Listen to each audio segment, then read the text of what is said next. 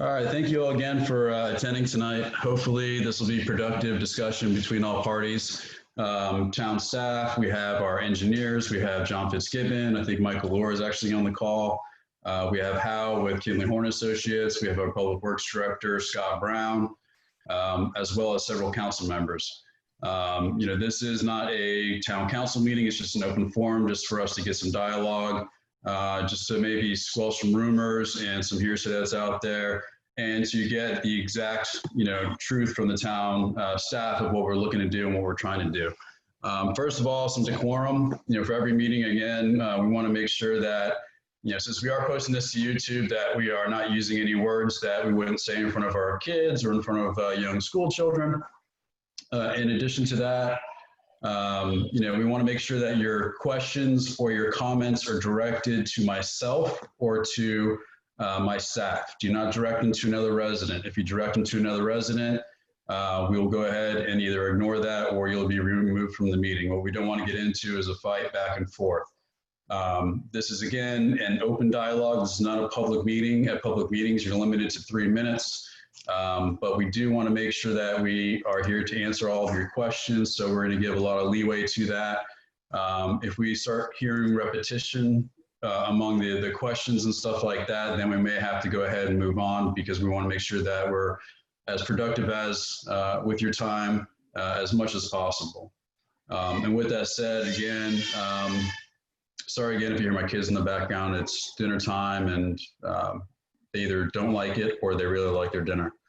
And with that said, again, this is mainly John Fitzgibbon and I. We're here to present some questions about dirt roads. And I've pretty much put together a quick PowerPoint presentation.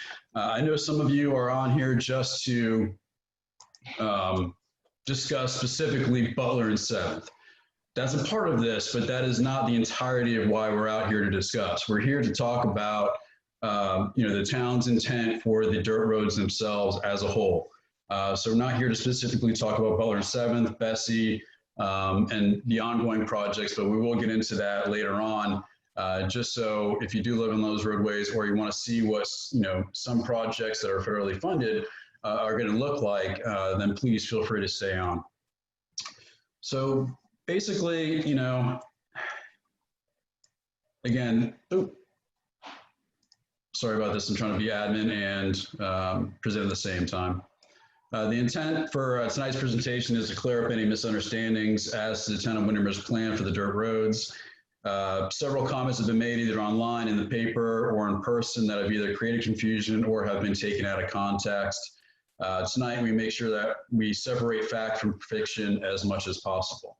Now, again, everybody knows there's hearsay, the mailbox game, whatever it is, to where you say it's one person, it keeps changing and changing and changing. Whenever this does occur, or if you see something that's out of the ordinary on NextDoor, social media, stuff like that, please feel free to send me an email, give me a phone call, contact John, contact somebody, a member of staff, and we'll get you that information as soon as possible.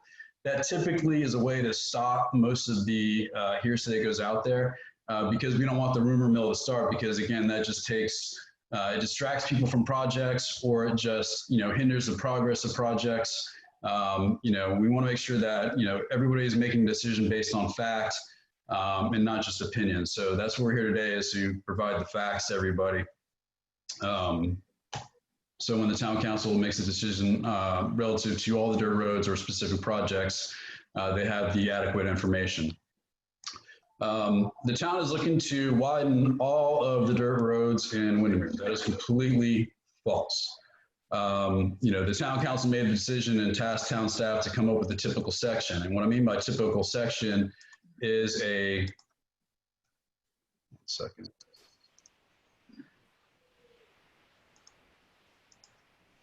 What I mean by typical section is come up with a section of roadway where it shows, whether you're gonna have a shoulder, road, utilities, swale, pretty much, what a standard concept would look like. Whether you do a crown roadway, you have swales on both sides, whether you just have a slope and then you have the swale system, pretty much coming up with something that we can pretty much use all around town. That doesn't necessarily mean that we're going to be widening roads, but just coming up with something that's similar. So, the public works, the engineers have a feel of what the design should or could be for other road projects, and then also public works has a maintenance plan for each one of these. But again, we're going to, as council is directed, utilize the minimum amount of right-of-way as possible. These widths may change based on location. What we'll talk about tonight is funding. Again, the widths and the type of roadway that you have in front of your home will depend on what type of funding is available to the town or what type of funding the town uses, and environmental impacts like trees, wetlands, so on and so forth.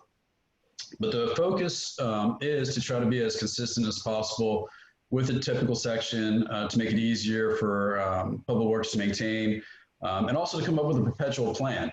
One that's going to outlast me, it's going to outlast Scott, it's going to outlast John. With a lot of transition in public works, or with any local government job, there's a lot of transition, and we want to make sure that there's somewhat of a consistent plan for how to maintain these things. So if somebody's sick, somebody gets another job somewhere, whoever's doing the grading, wherever, whoever's working on the roadways has that consistent plan so we can cross-train and not really dependent on one or two people. So again, big thing to take from tonight, are we looking to widen all the roadways? No. We're just looking to come up with a conceptual plan that we can maybe follow for all the roadways. Again, not one size fits all. And we understand that, and that's not what we're looking to do, is put the same type of widths every single place within the town of Windermere.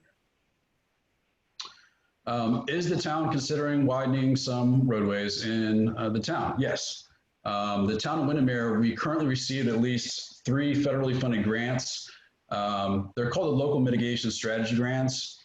Pretty much when we came up with the capital improvements program several years ago, we realized pretty fast that with the amount of money coming in from the assessments, there's no way we're going to be able to fund a lot of the projects that were on that capital improvements program. So we went ahead and we looked at, okay, where can we access some money, whether it be through DEP, software water management.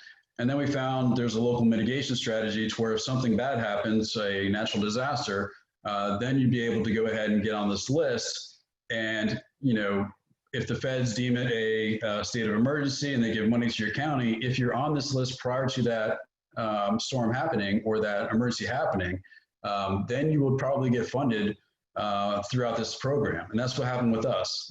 So we pretty much found a grant program that is not normally utilized because of the fact that it counts on a natural disaster occurring. But again, we pretty much look for any type of grants that we can help supplement our funds, because if we can't help supplement the funds, you're either waiting for a long time for us to fix the problem, or you may be looking at an increase in an assessment or taxes. So with these 3 projects that we have listed right here, which is West 2nd Avenue, Butler and 7th, and then the Butler Stormwater Basin, we did receive local mitigation strategy monies. People have asked, well, what did you ask for when you looked at getting these grant funds? Pretty much we said that, hey, there's a problem in this area that we need to correct it, all related to stormwater. There's nothing in there that we stated that we need to make the roads a certain width, that we're looking to widen the roads, that we're looking to widen the swales, nothing of that nature. It's pretty much, here's a problem, we need to resolve this problem. An example on West 2nd Avenue is that's a main thoroughfare from east to west. It's a paved roadway on the west side of town proper. There's a lot of roads that connect to it, and it also has pretty much a dead end, that cul-de-sac. We want to make sure that that road is safe, it doesn't flood, and that's one of the reasons that it's funded through this program, is that if it were to be flooded, then EMS, fire would not be able to get to them, and they'd pretty much be stranded. Same situation we have with Butler and Bessie. They have experienced flooding issues in the past, and we were able to describe it in a way to where we're able to get those funds. But again, we're looking at receiving about $3 million in funds from the feds. And just so you know, on an annual basis, the town of Windermere only collects about $60 million total in revenue. So this is 50% of the overall revenue of the town of Windermere that we're able to leverage to these projects. But, and here's the kicker, In order to keep the grant funds, and this is the question that town council is going to ask tomorrow night or answer tomorrow night, hopefully. We need to adhere to the federal, state, and general engineering standards. If we don't meet those standards, and we have received confirmation from not only our grant coordinator, but from FEMA, is that we would have to give the money back. An example is if you're going to rebuild a new home, you have to build it to the Florida Building Code. But again, this calls for a minimum width of 18 feet of roadway. Most of your roadways right now, if you have gone out and measured them, the dirt roadways, so you're gonna have to see some of the people that are trying to get in here. If you've gone out and looked at your roadways, typically your roadway is between 14 and 20 feet right now, the dirt roadways. So the minimum standard that is allowed, what's called the Green Book, that we would have to follow only if it is a federally funded project, is 18 feet. But as I said, most roadways currently right now, they either exceed it or they're close to that current width right now. We are required to adhere to federal, state, and general industry standards, engineering industry standards. No, we're not. Again, the only reason that we are required to adhere to these standards is to receive the grant funding. This is typical of grants. The grantor, which right now is FEMA, they're going to want the jurisdiction to meet minimal standards, so there are guidelines followed to ensure that the money is well spent. The language is included in the contracts signed by the town. So again, when you look at the initial submittals, there's nothing saying that we're going to adhere to guidelines, but the actual contracts themselves, if you're looking for that language, is in the actual contracts. So should the town not want the grant money, then we can self-fund these projects, and we are covered under sovereign immunity should we deviate from the standards, meaning that you make the roads smaller or keep them the same.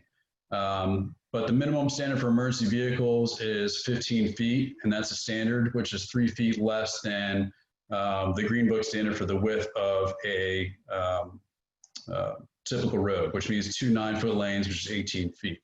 Now, can you go less than that 15 feet? Yes. Are you opening yourself to litigation or liability? Probably not, because again, you have that sovereign immunity. And we'll get into actually what sovereign immunity is.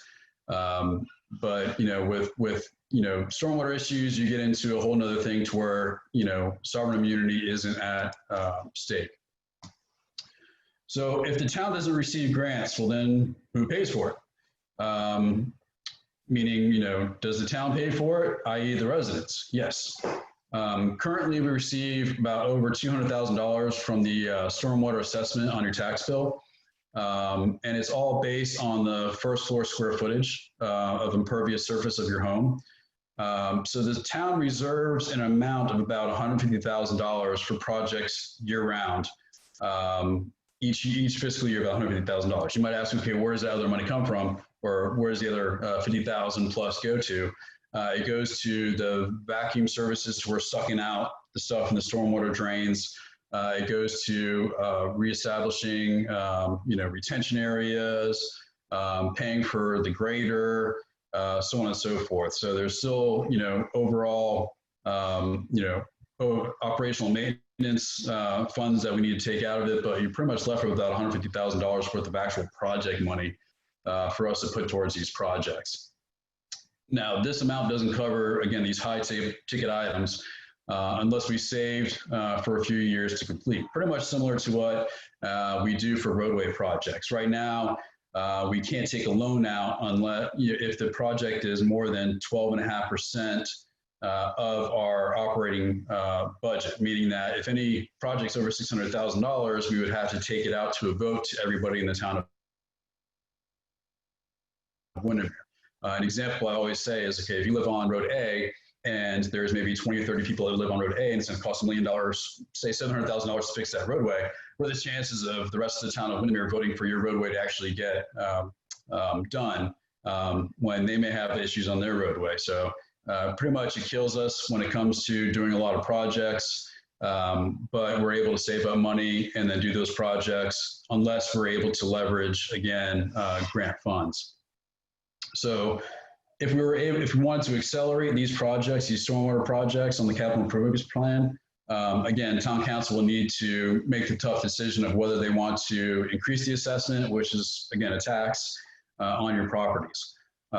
So that's something that we never really want to discuss or we want to talk about as far as increasing taxes or assessments.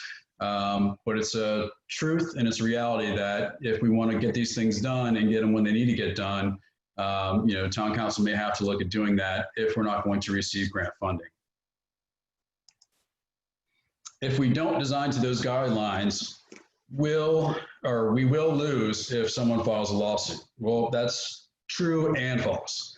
And this is where we get into sovereign immunity. I try to find, again, lay persons, definitions of what it is so you understand what it is. Again, Florida sovereign immunity law can be found in Title, whatever that is, Section 768.28. I don't think we've even gotten there for the Super Bowls yet. But it waives sovereign immunity for personal injuries caused by the negligent actions of the state committed within the course and scope of carrying out an official government act.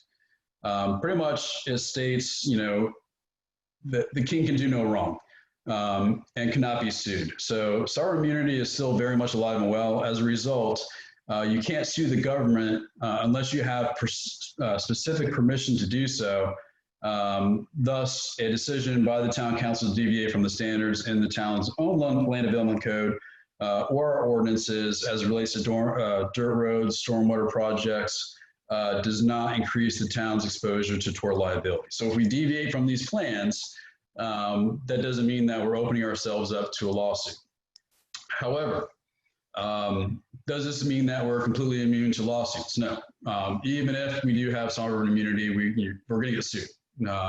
We get sued even though we're not even in the jurisdiction where the lawsuit actually occurs. It's kind of funny sometimes when we get these letters from attorneys that file lawsuits and we're named in it and it's within the zip code of Windermere, and they want an official response. We just send them pretty much a Orange County property appraiser's map, or we send them a Google Earth image that shows we're 5 miles outside of where you're trying to sue somebody. But the issue that you can't open yourself up if you don't take care of stormwater issues is if somebody files an inverse condemnation, a nuisance, or a trespass claim. We have seen this in the past. Then sovereign immunity is out the window. Then we get into a legal battle. We do have insurance that will pay for portions of either legal fees or for settlements, but our whole intention is to avoid those as much as possible and to correct these before they get to the point where we're fighting these out in court, because you never know what happens once you get into court. So what is a typical section? A lot of people ask us this. So I'm still adding people into the meeting.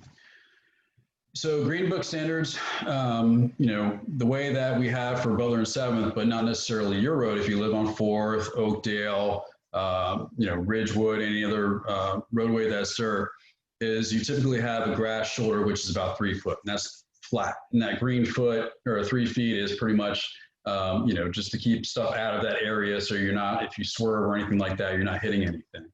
Then when you get to the dirt roadway, that's always to be determined by town council.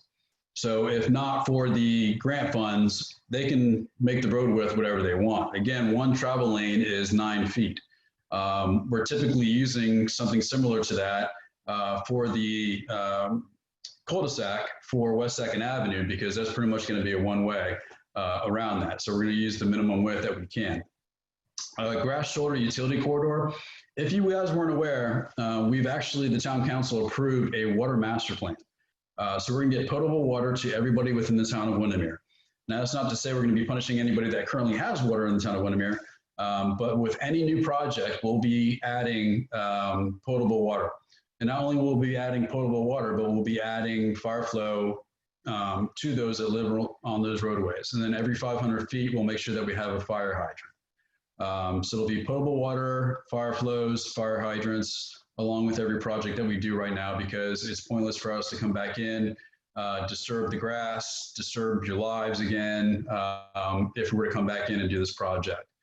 So potable water will be part of all future projects from here on out. And you need the 6 feet because, of course, they need to dig it up. They need to get to it. You don't want to dig up the road. You need 6 feet to make sure that you have enough to get to the pipe, to make sure that the workers are safe accessing the pipe. Again, we're just not limiting it to potable water. Some areas have natural gas. I don't see us getting sewer anytime in the future, but if there is, maybe we can meet some of the distance requirements by going either above and below, or maybe diagonal. And then what we're asking for is about 14 feet max of a open swale system.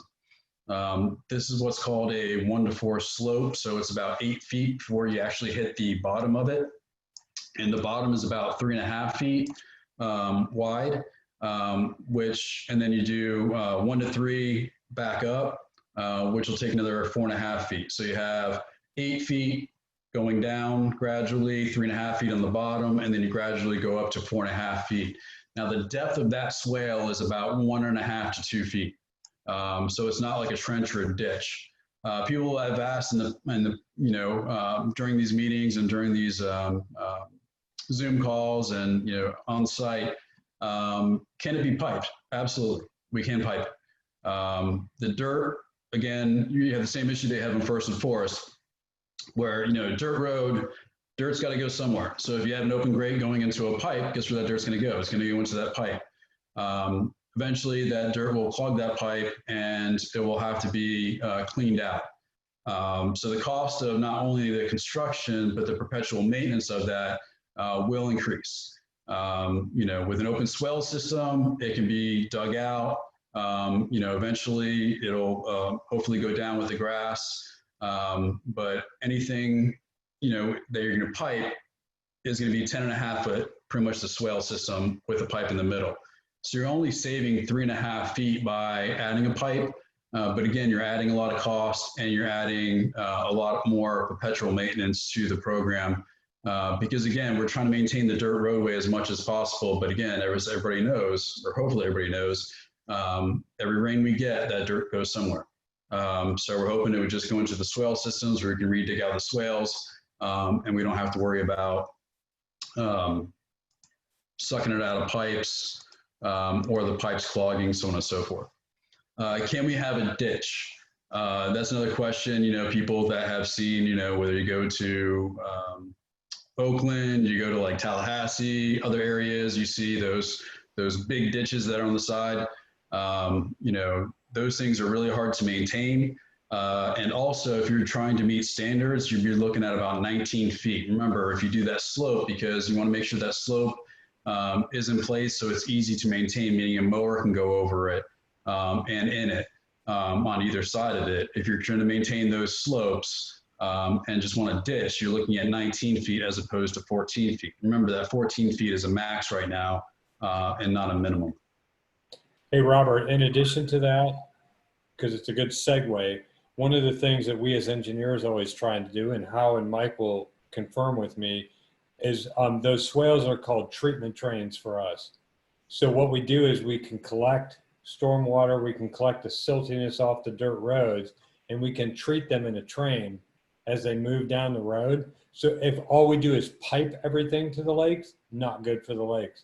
So what we always are trying to look at as engineers is how do we work within the confines of the town to maintain the charm, but also provide these treatment trains, because we don't have areas of opportunity to send them to large stormwater ponds and everything else. So all we're left with is our right-of-ways to treat the water before it gets to the lakes. And I think that's important to what you're saying as a treatment train. Correct. And then again, after this, the first presentation, we'll get into some of the additional questions that you might have relative to swales, piping, or ditches. So again, what does a 14-foot swale look like? You can pretty much go to Bailey Park and across the street from Bailey Park. If everybody can see my cursor here, this is actually 14 foot. I walked it today, and it is about 1.5 to 2 foot deep. So as you can see, oops, sorry about that. It looks like a yard with a little tiny dip into it. So it's not something that's too obtrusive. And then if you were to do the 14, and then you have 6 foot of utility corridor before you actually hit the dirt roadway. So you'd have the 14 foot, 6 foot, 18 foot roadway, and then 3 foot of shoulder. But this is what a swell looks like. You know, people have said, oh, it looks like what's on Forest. It looks like, you know, a moat that's going to be around my house, so on and so forth. That's not necessarily true. The town will be maintaining these, but we have a maintenance schedule that we adhere to. So if you want to maintain more frequently, you know, you can do so. And then we're going to be trying to make sure that we match like kind for what people's yards are. St. Augustine really isn't the best to utilize for, you know, the swell systems, but again, we want to try to make as least intrusive to the residents because, as I said in the videos, you know, number one, you know, this is a project that we're going to have to live with as staff, that you guys are going to have to live with as residents, even though it's not your front yard, you perceive it as your front yard, and we completely respect that. And that's why we listened, we amended, and, you know, we're here tonight to answer your questions so you can get a comfort level of what we're trying to do for some of these projects. So can staff implement road widening projects without town council approval or public hearings? You know, that's false. You know, all town council meetings are public, you know, and we are not going to move forward with anything that is of controversial nature without having, you know, public hearings or taking it to town council. So you'll have well notice and you'll have your voices heard should we go in that direction. But believe me, I love my job. I love working for the town of Windermere. Hopefully, a lot of people recognize that. So if I were to do this or do something like this behind anybody's back, I would not be sitting, well, actually sitting at home right now, but I wouldn't be sitting in the position of town manager for very, very much longer. There'll be pitchforks, and I'd be wearing a blindfold and a cigarette if I were to do anything like that. But just make sure that, you know, there's nothing that we do that's in secret. And, you know, there's one thing that we always hear is we were never notified. Now that we have a YouTube channel, we have a town app, we have Facebook, Instagram, NextDoor, town website. We even put door knockers on people's homes. We try to do as much as we can. I think we go above and beyond what other jurisdictions do to make sure that you're aware of what's going on in and around your town. Another question that always comes up, why do we need to construct new projects when we don't even take care of what we have? That's a fair point. You know, we've heard that a lot recently. You know, it's one that we're trying to address. You know, currently we're working on a maintenance plan, but again, as you can fathom, this is an arduous task based on how inconsistent the roadways are. The fact that they're dirt, and how some of them were fixed. Everybody loves to talk about Elmer. Everybody loves to talk about the past, you know, when in the 70s or the 80s, when the roadways were all crowned and so on and so forth. The fact of the matter is that we have bigger homes, which creates more velocity on the roadways. We have a lot more traffic, you know, so we're trying to come up with that plan as best we can. And we're working with a group that Scott has found to not only take care of a maintenance plan, we're working on a maintenance plan for what we currently have as far as dirt roadways, but also parks and recreation, facilities, so on and so forth. So have we done a great job on maintaining what we currently have? No. I'd be the first to admit it, and I think Scott would be another one to admit that. Do we need to do a better job? Absolutely. There's retention areas that need to be dug out. There's, you know, washouts that continuously happen that maybe shouldn't, that we can maybe do some quick fixes to. And we'll make sure that we get those programs and get those programs together as soon as we can. So again, you know, we're going to be more proactive than reactive than we have in the past. So please rest assured that we're going to try to do as best we can to make sure that, you know, number one, we're taking care of the dirt roadways as they stand right now, the ones that we haven't fixed. The ones that we have fixed, we're creating plans and what I call like the back of the bathroom door notes. You know, you go to a Target, you go to a Publix, you go somewhere, the back of the bathroom door, you see a checkoff list. You know, what date did you look at this? What did you see? You know, what notes do you have to do in order for us to go ahead and get a project done or to remediate whatever the problem is? We'll be creating that. So, you know, again, these are dirt roadways, so each intersection is going to be, you know, we've been consistent with how we do fixes in the past. You know, there's been transitions to where, you know, there's been a project that's done. We don't have as-built. We have no idea how it was done. We found pipes that are over 20 years old that we're like, okay, well, where does this pipe go to? What does it do? So again, you know, as we progress, we're going to make sure that we do have these consistent plans. We have as-built, so we know what we're putting in the ground, what we're developing, and what we're creating.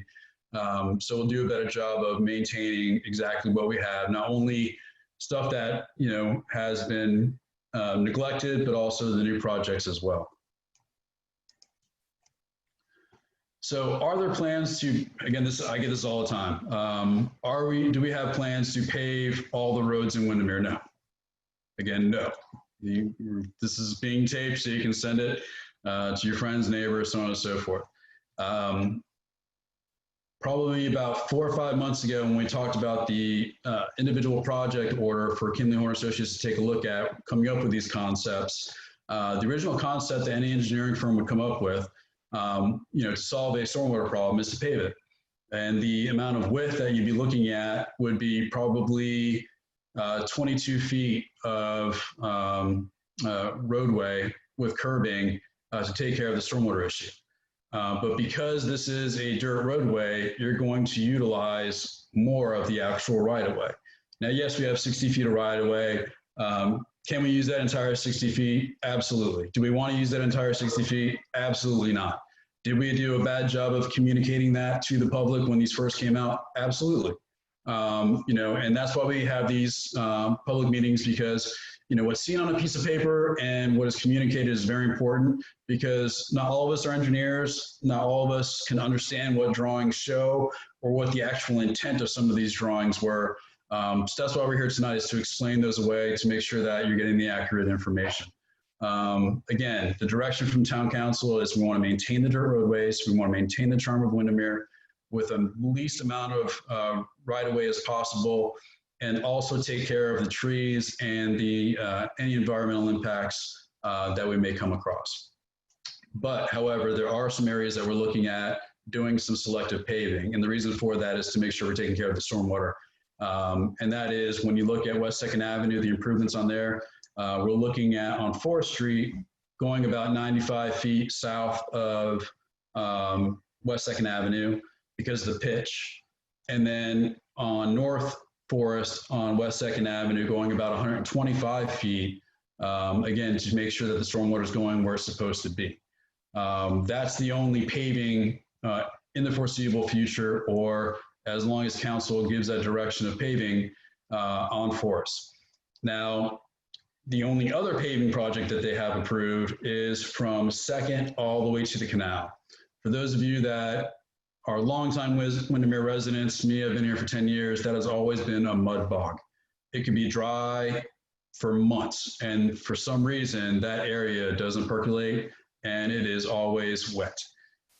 So in order for us to make sure that we're you know, maintaining the public safety, health, and welfare, and that is a high-traveled roadway for school children, and it's going to interconnect with our new pedestrian bridge and also the multimodal path.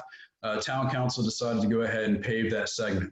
We really only needed to pave between North and the canal, but then you have a grading and another issue if you were just to leave that gap between North and actually 2nd, to where, you know, you have the aprons and you're just grading a small section in between. So it just made sense to go ahead and make that a long path to get to 2nd Avenue.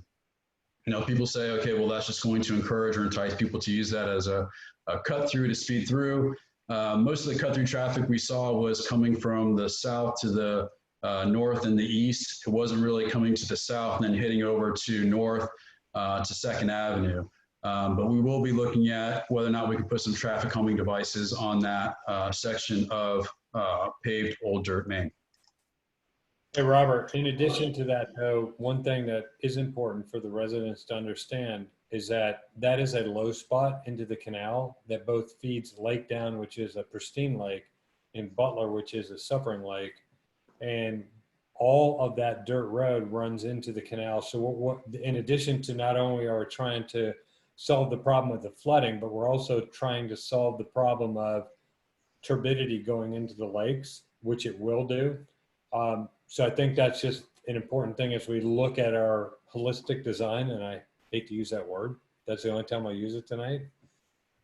But the lakes are also something that's hugely important as we begin to look at where we put these catcher's mitts. If you think about it, we're not wanting to pave the entire town. What we want to do is protect the town, and protect the town through these areas in which we can control stormwater and turbidity going into the lakes. Yeah, and as part of the assessment that we did for the entire town and part of the study, and we'll make sure that this is available on our projects portion of the website. There's catch basins. There's these different basins that are all over the town of Windermere where it's really low spots. Everybody knows where they are. It's about the bottom of the bathtub for most areas. And we're trying to take care of that stormwater as much as possible before it gets to that low point. So that's why we try to create these systems so we can retain the water before it gets into those lakes. For those of you that are not aware, you have, South Florida Water Management Guidelines, Department of Emergency or Department of Environmental Protection Guidelines, and then you have a whole nother set of rules, which is the most strict that you can pretty much get, is the NPDES, which is National Pollution Elimination Discharge System, which means that if you discharge into an outsourced, was I wrong on that or close to it? Elimination? No, you're okay. good. All right. We Good want to enough make sure, for tonight.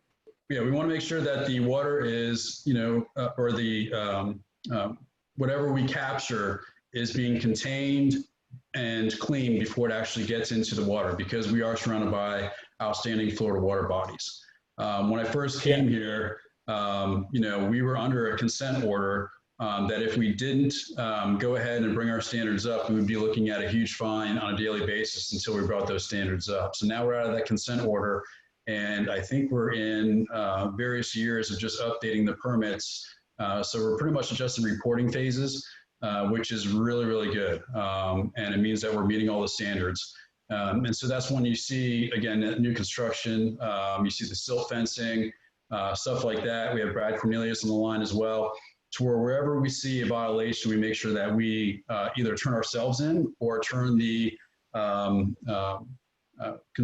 the contractors in to make sure that we're adhering to those standards. We actually train staff, not only public works, but police staff as well, to make sure that they know what NPDES violation is, so they can mark it. So we can make sure that we're keeping your lakes as pristine as possible, and making sure that there's around the clock,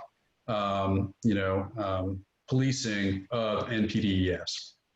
But with that said, before we get to Butler and 7th, specific discussion, that was basically it. And, what I want to do is just reach out to everybody, let everybody know, we're not looking to widen all the roadways. We're keeping the roads dirt. The only way that we would widen a roadway is if we have to meet minimum guidelines, if it was associated with a grant. If it's not for a grant, then it can be self-funded, which means we can design it to whatever way we want. And we can actually change the concept if we wanted to. The only reason for the concept was to make sure we're trying to be at least somewhat consistent, so it's easier for us to make an overall plan. So again, that 3 feet, the 18 feet could be 9 feet, it could be 10 feet, 11 feet, whatever you want it to be. And then again, the swale systems, you can go into a ditch system, you can go into a piping system, whatever the town council thinks is appropriate, but they have to understand, the more things that you put in, the more it's going to cost. But from a liability standpoint, you're not exposing yourself to any liability unless you are dumping water onto somebody else's property. That's when you get into inverse condemnation, trespass, and nuisance. And are those issues on some of these projects? Possibly.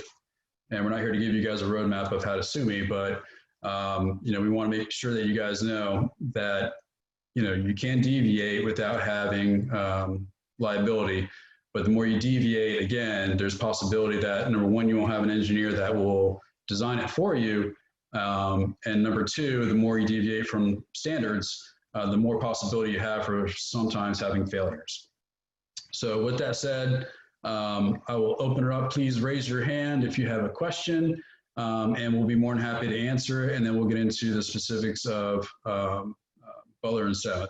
And so everybody knows too, with every project we do, we have a certified arborist on hand. We use a third-party certified arborist that is recommended by the tree board. So, they take a look at the trees and we try to maintain the canopy as much as possible. And if a tree is dead, diseased, or dying, we try to save it if it's salvageable. If not, again, we notify the tree board if a tree has to come out. With Butler and 7th, there's definitely 2 trees that need to come out, but there's a third that hopefully we can save. The first question I have is from Christy Huffman. Christy, go ahead.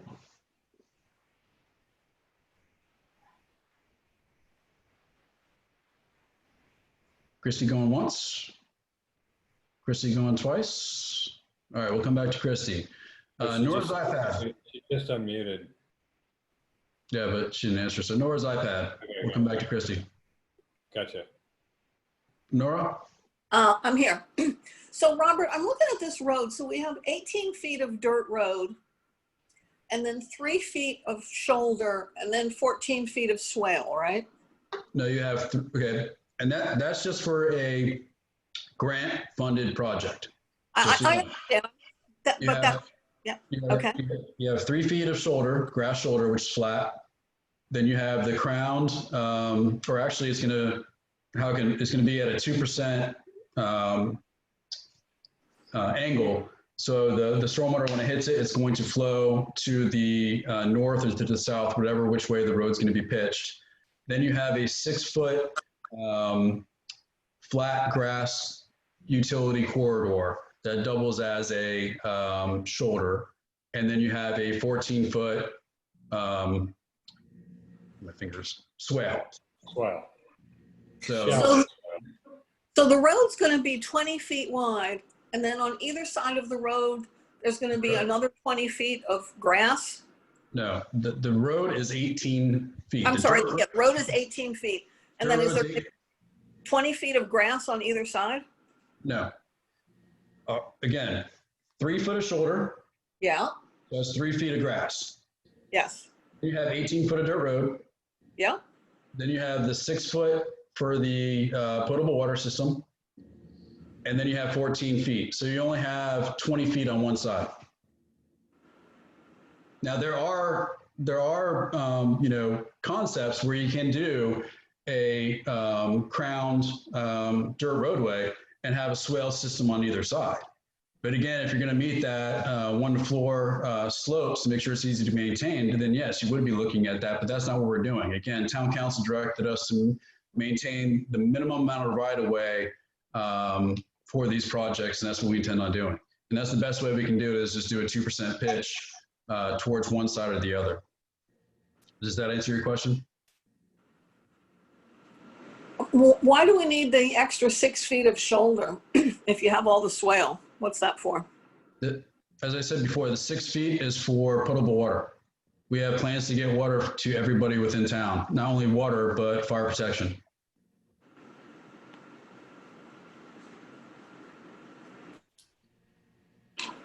And you need 6 feet for that? Absolutely. You need 6 feet because if you have a line break or anything like that, they need to get their equipment in there and be able to access that 6 feet in order to dig the line up, get guys in there, shore it up, and fix the problem. So does that mean before you put potable water in everywhere, you're going to have to tear all the streets up? No, you don't want to put it in the streets. But if you want to put potable water, if we're not doing a stormwater project and we want to put a potable water project, let's say down Oakdale, then yes, we're going to need 6 feet. But let's say that, Oakdale is already, 18 feet. We can go ahead and just, cut into that dirt roadway if we need to get into that 6-foot swath for potable water if it's not grant funded. So there's, the roadway can be whatever the town council wants the width to be. So if it's 16 feet, then the total width would be 16 plus 6. So you have, what, 22 feet total. Hey, Nora, it's John Fitzgibbon. One of the things that we want to make sure is that we plan well for the town, right? And so if we know we have these utilities coming in, because a lot of people in the town are saying, hey, we want to get off wells, we want to get out of the aquifer, we want to have these kind of things. What we have to do is provide a proper utility corridor, but it's not like it's going to be effectuating anything to a lot of people because it's just a grass shoulder, but it still gives the utility contractors an opportunity to put the line in because it's 3 feet deep and they can do it. And the other thing too, on the swales will be manageable. They're shallow swales, and we're going to work with the tree canopy and everything else. So it'll be very organic looking, but I think it's important for the town as we begin to plan for the future to allow the town to have the opportunity to be able to maintain the utilities in the most minimum trench that they can. 6 feet is not wide. Most municipalities are way beyond that on what they want to try and do.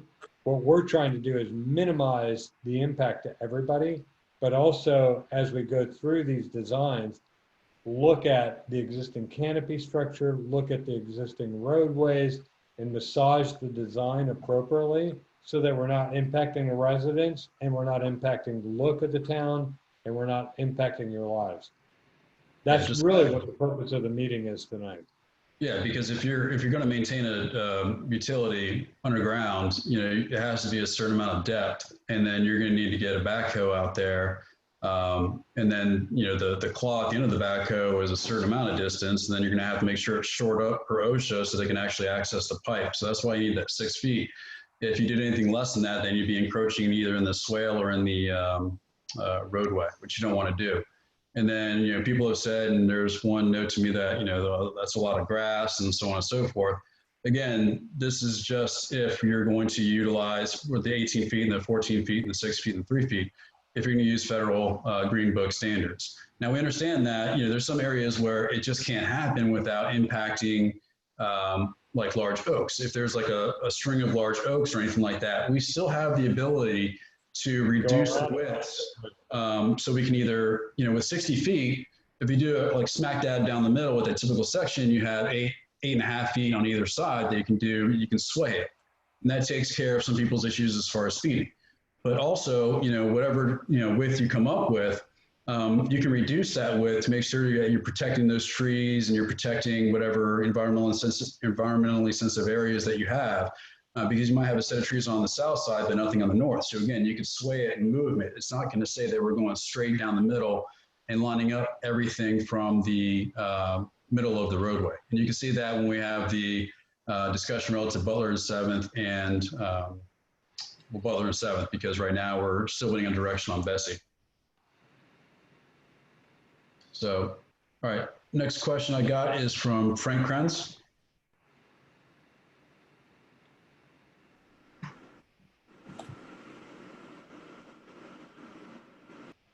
Frank? Going once, going twice. If I've answered your questions, please feel free to lower your hands.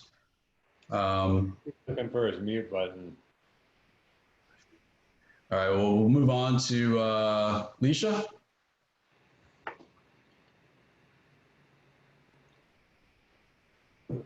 Yeah, hey, Robert, it's Dean. Sorry about that. Alicia has something that she'll want to say later. Okay. Yeah, thanks, guys. I appreciate you doing this. I just wanted to bring this up. This is mainly for John and the engineers. For all those that are listening, we're at 65 Butler Street. And we have a lot of water that is running down southward, down Butler Street. And I just want to give you some information and some background on what's happened in our yard. We've spent several $1,000s importing fill. Dean, real quick, is this specific to Butler and 7th or the overall dirt road issue? This is specific to well, it's about the overall design, quite frankly, because what's happening is, the picture that you showed was with the swale was a paved road. Yep. And so what we did, and what we've experienced here is that because of the dirt and the water that's running down the roads, if you're just going to have a shoulder, basically the sand is going to run down the roads and run over your shoulder, thus, killing the grass and just increasing the size of those roads. So my question is this something that we've done in the past or has been done in the past on dirt roads, and you've been able to maintain it where the grass is manageable and growing and not overgrown with the silt and the sand that are running down the road? Yeah, you don't want a swamp in your front yard, pretty much. You don't want what pretty much looks like, on forests, by Stroop's house, pretty much. What we found is that, a lot of sand and a lot of leaves will go into our yard. And so we had to basically build it up because, and what's going to happen is I just think it's going to be difficult to maintain because that's what it's going to be, full of sand and leaves. And it's going to actually increase the width of the road in essence, because it's going to cover the shoulders because of the 2% slope that's going to go towards the swale. Yeah. Well, as far as maintenance and the maintenance of those, I'll defer to either Chau or John about the frequency and about what dirt and silt. But again, the dirt has to go somewhere. My question is this been done on dirt roads before and been able to be maintained on such a sloped road like we have on Butler? Okay. And again, I'll leave that to Scott, John, or Chau to respond to that. Yeah, and Dean, I can respond to that. Whenever you have a sloped road, in our community has determined we want to maintain dirt roads, right? So when we made that decision, we put a huge task up against town council members to say we want to maintain our dirt roads, but we also want to protect our lakes. And so, yes, are there times in which all this stuff changes on a daily basis? There is. But if we can get some stuff into the swales and figure that out, that's the maintenance thing that Robert was talking about at the beginning of our meeting. What we have to do is figure out a way in which we build these systems, and they've worked in the past. And, I've been doing this for 12 years in our town right now to try and maintain dirt roads. And we built swales, and do they get out of conformance? Absolutely they do, because every afternoon a rain comes and our roads change dramatically. They're a living, breathing thing because they're not hard surface, they're not asphalt. And so that's where we are. And so, yes, when we finish the project, it'll work and function well. And then that's what Robert and I and Scott are working on, is how do we maintain that? Because that's the edict that the town council has put on the town. We want to maintain our dirt roads, and we got to do it. And so we believe that when we engineer and design something appropriately and the contractor finishes, everything's well, what we have to do is figure out the plan to keep it well. Does that make sense? Yeah, I understand what you're saying. I'm just, from what I've seen from experience, and John, we've met, and I appreciate you coming on out here in the past, is that the sand will just continue to encroach into that 2% slope onto the shoulders. And then rather than having an 18-foot road, you'll have a 22-foot road. Yeah, but Dean, you know what? At the end of the day, you and I'm a resident on Oakdale. You're a resident on Forest. These are the decisions that we made. We wanted dirt roads. We wanted to maintain our charm in the town. And when we made that edict, we put an arduous task on our engineers and our maintenance and everything else. And so these are the kind of things that we can argue all day long, right? So we designed something, but at the end of the day, what are we trying to achieve?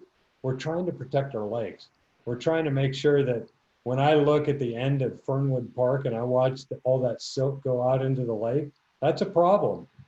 And so, you know, our town's a lot different than it was 20, 30 years ago, where we had tiny houses on large lots. Now we have big houses on small lots. The lot size didn't change. What changed was the impervious ratio.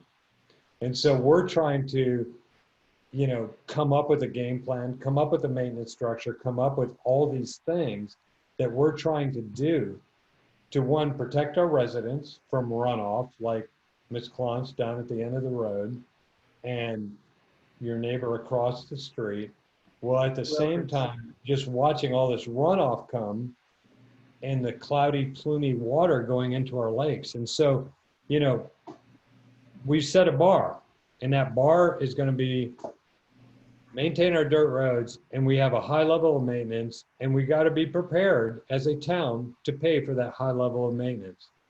That's where we're at. So Jim, can I add And Jim, something? and I would ask the mayor if he wants to chime into that, because, you know, we as engineers, I work with Chau, I work with Mike Galora. I've been doing this for 12 years now, and I understand the dynamics of a road changing every single day based on a rainstorm, because we can't control our roads. Yeah, and So- John, real quick, and just let's not call on any elected officials because they will be discussing this tomorrow night. And Okay, I do apologize for that. just in I didn't case the mean- mayor has to make a deciding vote, I don't want him to show his cards one way or the other and protect him. I gotcha, and I apologize for that. So this is just us setting up the stage for them to have a great conversation. yeah, I have 7 aces, by the way. so Dean, if I may, let me address some of the maintenance side of the house. And I know you're in the construction industry and you've seen this as well as I have. Once we establish and sod, I understand you're thinking dirt's going to run down over the shoulder and fill up the swell. Am I correct in thinking that's where your concerns are? Yeah, that's definitely a concern for sure. Absolutely.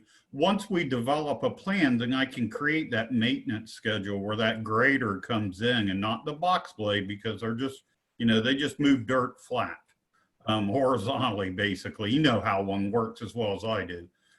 So we can come in, you know, on a monthly basis. So we're going, those rainfalls that we get, and 2% is pretty shallow slope, but it is still a slope in that direction. So we'll be pulling that material back to the high side. It'll allow our grader to come in and probably start on your side of the road, and then stay within that 18-foot footprint and pull it back up to the other side. Will there be a time on a heavy 4 or 6 inch rainfall? You may see a little island or a little trail of dirt that go in there, but that's something we can address pretty easily. You're not going to see what we see by Tom's house, between Tom and Butler, where you have just this dugout, unstabilized ditch is really what I consider those, because those are more vertical sloping on it. This is going to be more gradual, where a lawn service can get in there with their, you know, 48 or 60 inch top cut mowers and mow it down. Your weekly maintenance is probably going to take care of the leaves, but of course we have oaks, and those are always an issue, like pine needles. I used to run into pine needles all the time, and the grader did not like them, but we managed it and could make it work. So once we get a nice stabilized and sodded shoulder and swell and established roadway, then we can consistently come with that maintenance plan that I'm working on with our team. And our team has really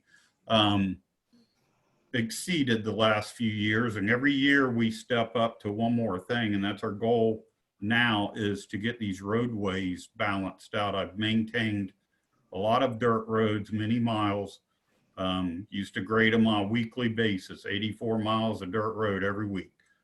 So I understand a little bit about them.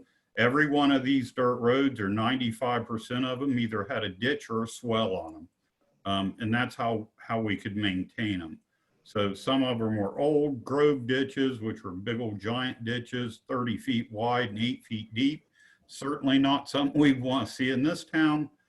So we want something gradual that can be maintained weekly by the homeowner or their landscaping service, which takes care of the general leaves and so forth, debris like that. But otherwise, the road, and if we have to do a bi-weekly schedule to make sure that that material stays in the road and on the high side, we will certainly do that. We'll adjust it to those needs. So, you know, I'm always available for anybody. More than happy to come out to any area in town and look at their specific area and discuss what it's existing or what the new concepts are, what the council may give us direction on. Thank you, Scott. John, what last comment from me is, and you brought up the silt that we see in the lakes, and I couldn't agree more. We used to have berms down in Fernwood Park that would buffer that, so it would at least be somewhat contained before it went into Butler. Is there any plan to rebuild those?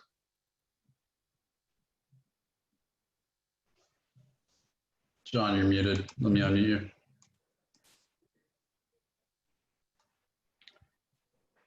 John, you're working on. You were muted. Okay. Can you hear me now? Yes, sir. Okay. Yeah, that's a separate thing that I've talked to Robert about, because once we build the pond and to solve the Forest Butler issue, that doesn't necessarily solve the roundabout at the boat ramp.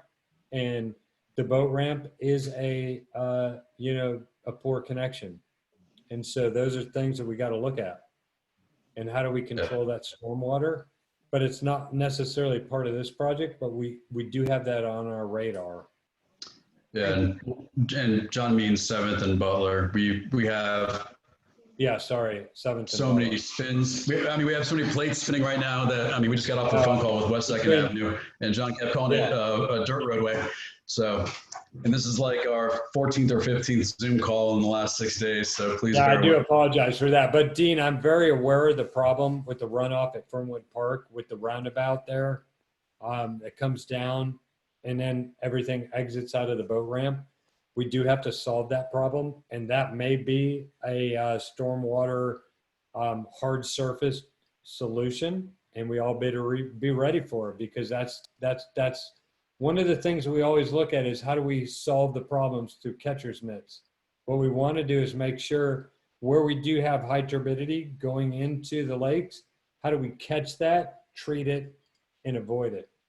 And so, we've also had some discussions with Dave Hansen with Orange County with the Butler Chain of Lakes on some projects that they want to do. And that's one of the projects that we have in his, he'll actually fund it to come in, put the berms in, sod them, stabilize them. So we have that in his wheelhouse that as we work through with the Parks and Rec department on their, we'll enact it. Dean, you and I've seen it, standing at the boat ramp, putting our boats in. Yeah, John, let's get back on track as far as the dirt roads first, because we're kind of getting off track and getting into Butler and 7th, but let's get back into, because I know there's like 50 people on it right now that just want to talk about, as John would say, holistically, the overall appearance of dirt roadways and width of dirt roadways. So if you have a specific comment on Butler and 7th, please hold on to those, because we're going to get into that. But from an overall dirt roads perspective, if you have a question or a comment on that, please feel free to ask it now. I see that Christine Huffman is on now, so she can go ahead and unmute and make a comment or a question. Yeah, absolutely. So I have a couple of questions. But first I want to say this, because I think that this is part of the issue. When we have a comment that says, we don't want Mr. O'Brien to speak because you don't want him to show his cards, that's disturbing for me to hear that kind of comment as a resident coming from our town manager. Well, well, let me respond to that. The reason why is because that's a violation of the sunshine laws. Because if he were to say something of how he would vote on this subject matter, which is coming to a town council, he is in violation, and he could be charged with a misdemeanor crime. That's why I stated that. I think he should know those things, and I trust that. I know Jim. I trust that he does know that. I think that the communication has to be completely transparent. I also, Agreed. you know, I am a little confused as to why we're talking about the dirt roads with the 18 feet and the swells and the ditches and the shoulders and the utilities and all of that, when we said earlier in the meeting that the only reason we were even discussing the 18 feet was because it was involved in a grant. If there's no other grant money for the remainder of our roads, then I'm assuming that the swells, the shoulders, the 18 feet would not even apply to anything other than Butler and 7th, 2nd, and then the Lake Bessie. Am I incorrect? No, you're correct. Those would be the widths for those specific projects. Now, when we talk about a concept, we're talking about what it may look like if we were to use a standard typical section, because you want to use this typical section that would include whether shoulder, whatever width of roadway they determine, a utility corridor, and then however they want to deal with this. Okay, then let me address that, because we're residents here almost 17 years.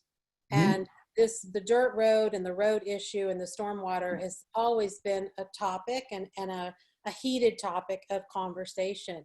I think as a town manager, and I think as town staff, and I think as even town engineers, that you all want to come up with a standard that works. And I think that the residents, at least I'll speak for the ones that I know and speak with, we don't want a standard. The reason we moved into Windermere, the reason we tolerate sand in our houses, the reason that we're here is because there's not a cookie cutter standard that we adhere to. We don't adhere to that with the design of our homes, with the paint colors of our homes, with our roads, with our vegetation.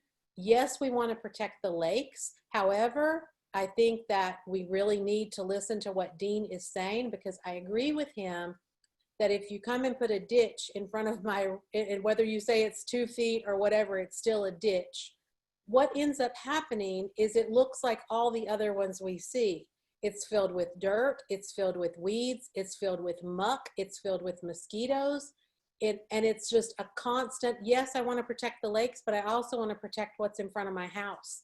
And I don't want a ditch full of storm water, drain water in front of my house. I would rather it flow into my yard the way it does now. Yes, I know there are puddles in town on some of the roads, but overall, I think this whole concept of us, with the right of way, creating these swells and creating these shoulders, it completely diminishes every single reason why we chose where we live, and its uniqueness and its beauty, and the fact that it doesn't conform and it doesn't look like, when you drive down the road and you see this, beautiful paved road and this, shoulder and a swell and then another, that's not why we're here. And for some reason, I don't know if it's that our town councils year after year after year can't seem to get that concept as an entire group from the residents, or if it's the town management. But I think it's very important to hear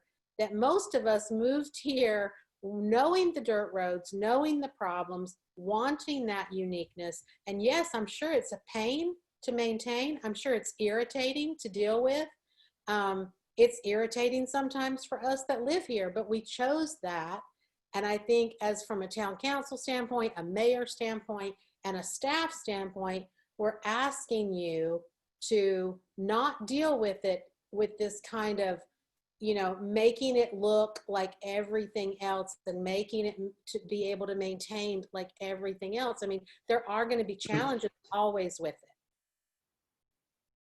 So that's my opinion. Understood. And I respectfully, agree with a lot of that, but remember from our standpoint too is, we're trying to maintain those dirt roadways. We're trying to maintain that character. We're trying to utilize as least amount of right of way as possible because, you may not be calling about all the washouts and all the issues, but a lot of your neighbors are, and we're trying to balance that between neighbors and residents. And we're trying to maintain, again, the minimum width standard if we're going to maintain those dirt roadways, because it's not just you. And okay, I just moved here because I like the charm of the dirt roadways. If there's flooding issues, if we're diverting stormwater into the lakes that haven't been maintained, that's something that we have to make sure that we're, correcting. And so that's why we're, some of these areas that we're talking about are issues that we've had to where we're not maintaining those stormwater facilities. We've had washouts, we've had issues in the basins, and that's why we focus our attention on those. But as far as any other areas, again, we can, we have the task of, hey, I love my dirt street. I want to take care of the stormwater. I want you to provide utilities, but I don't want anything to change. So that's why we're trying to do what we can to, again, minimize whatever impact. And we're not looking to do cookie cutter. It's not one concept's going to be, we understand not one concept's going to work everywhere. Whether it's one concept, two concepts, three concepts, whatever it comes up to, but we just need some sort of consistency from now into the future. If we can fit everything into the existing right of way that you see right now, then perfect. Meaning whatever your road looks like now. But sometimes there are going to have to be little changes because it's that give and take, as far as, creating, resolving an issue downflow or making sure that the lakes are protected. So I completely agree. We are trying to do our best on maintaining that charm and that nature, and we're not trying to be cookie cutter because that's not what Windermere is. But we do have to make sure that we're protecting what we're required to protect. We can't just put a blind eye to it. At the same time, Mr. Smith, earlier in this conversation, you have admittedly said, and we can see that there is a long laundry list of things that have not been maintained. Yep. And so, what would be nice is maybe to see 6 months or a year of things actually being maintained the way that they're supposed to be maintained, pipes being cleaned out the way they're supposed to be cleaned out, the correct kind of surfacing put on the roads, whether it's the gravel or the shells or whatever, to really actually do what we're supposed to do for 6 to 12 months before we launch into a new project with promises that it's not going to change that much. These are small concessions. We'll maintain these ditches. I mean, all of a sudden, if we have all these ditches in town, are we doing mosquito treatments? What are we doing to all that water that's standing in people's front yards? What are we doing about the trees? I mean, I have trees that would easily be within that limit, big magnolia trees. So I just think that for us, this is a plan that we would absolutely ask every town manager and our mayor to vote no on, because it's not it's not consistent with what we would want to see throughout the town. Okay. Well, thank you for your comments. Frank Krenz, I think, was next. Hey, Frank, if you don't mind, I just want to say one thing before you, sir, if you don't mind. I just want to remind everybody that part of the reason we're having the discussion tonight is because we wanted to make sure that we kept these streets not paved. And that is a big portion of, where the dilemma comes from. Certainly we can do a better job of maintaining current infrastructure. There's no doubt about that. I think everybody understands and realizes that we deal with limited resources. But it doesn't mean we can't do a better job there. The other piece to this is it's also not as easy as just saying we're going to put this aggregate or that aggregate on the road or no aggregate on the road, because no matter which selection or way council goes or staff goes, there are challenges with all of those. And it's very difficult to get anyone to agree on what the best way to maintain these roads are. And I think that I know many of you have lived here a long, long time, and I think you can probably agree with that concept that there's been about 10 different ways to do it. So, I just want to make sure that we all understand the challenges that we're faced with, and that it's not a matter of just wanting to have ditches. It's a matter, or swales or paved roads. It's a matter of trying to pick the best solution in each place. So it isn't cookie cutter. And so we get to where we want to go. And that's moving a lot of water without a lot of concrete or or any permanent type of pavement or anything like that. But we hear you there. Thank you. Okay. Frank. you're Okay, next. can you hear me okay? Yes. Okay, I got a couple things. One, I was really impressed with the video, the 7th and Butler video. If anybody on the call here hasn't seen those videos, I'd recommend it. It shows a lot of work, a lot of thought, a lot of, kind of going beyond the call in some ways to accommodate the desires of the residents and really thinking through the problem Was that our neighbor? that we have. The guy behind us? So am I coming through okay? Yeah, I just had to mute somebody. Okay. So anyway, so I want to express my gratitude for all the work that was done on that, thinking through that. And again, if you haven't seen those videos, please take a look, because it doesn't have the look of a cookie cutter, in any way. I mean, it's a really well done plan. So, so that on the plus side. On the other side, I was in town hall meetings, and I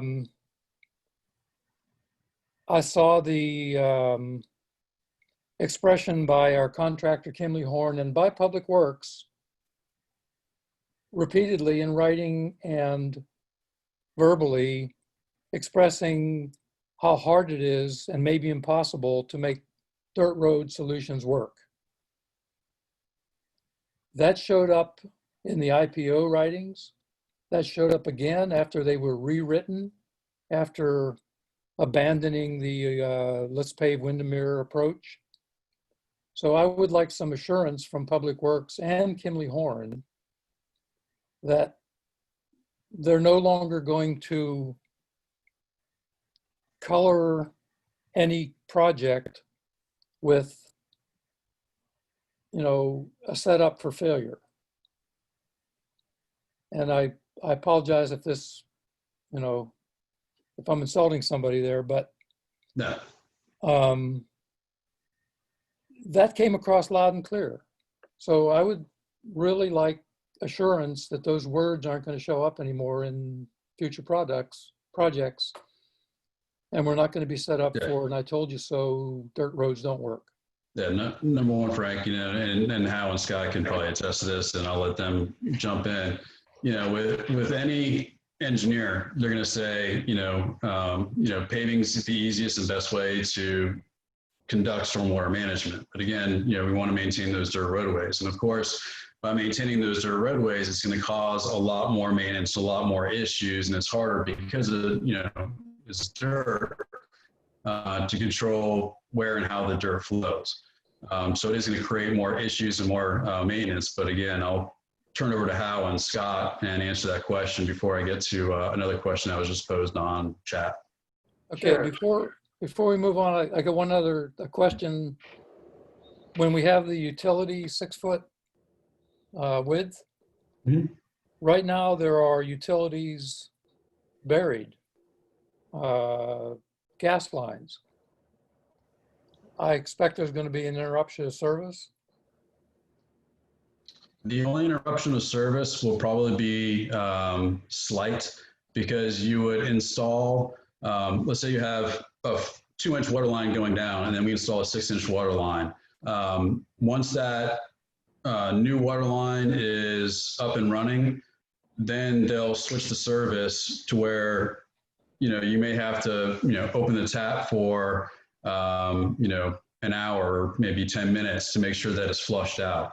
But there will be a temporary interruption of service. And those of you that don't have potable water, will sub out to your to the right-of-way line. So all you have to do is they set a meter, and then you take a plumber and plumb it back to your house. So with anything, with new construction, you're going to have a slight interruption of service. But we'll make sure that we coordinate with you as much as possible, as we have with pretty much every other project.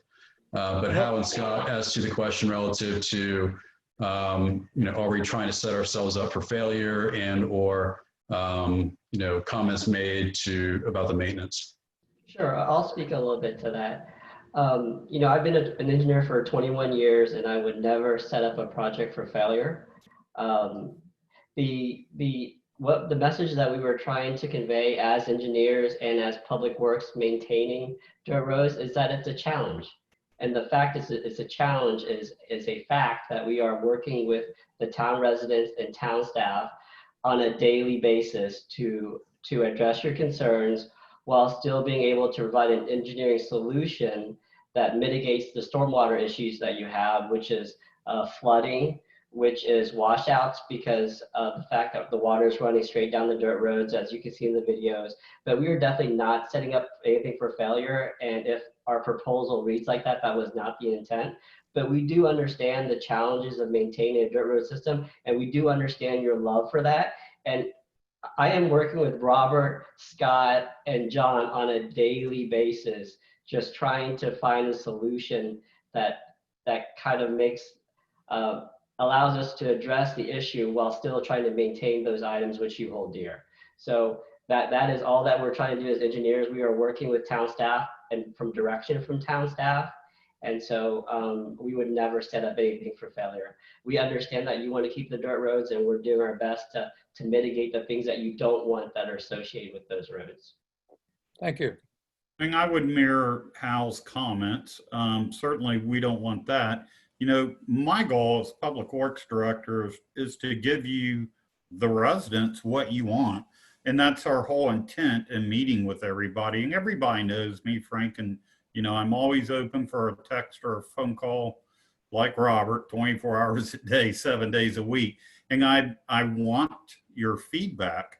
One of my desires, somebody asked me the other day about it, I said, other than life and limb and safety, access to your property is let's, protect these lakes.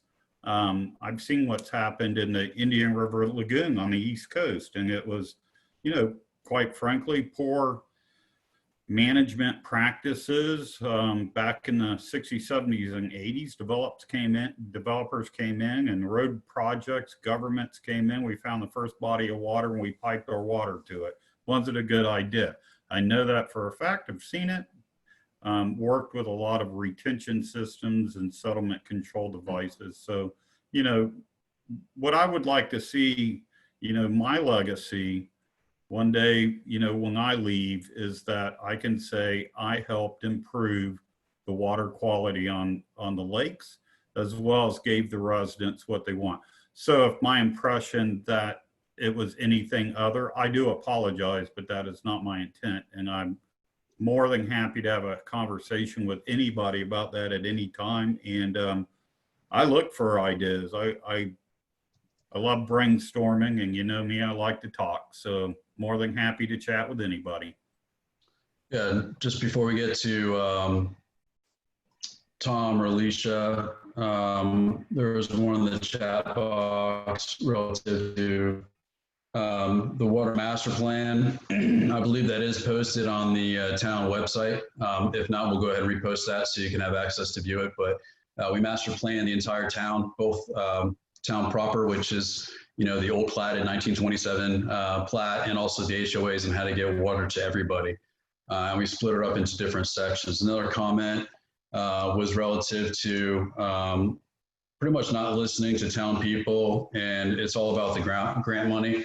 But for these grants, as I said before, the town would either have to increase the assessment to get these projects done, or wait several years to get these projects done, because we only get $150,000 a year for these projects.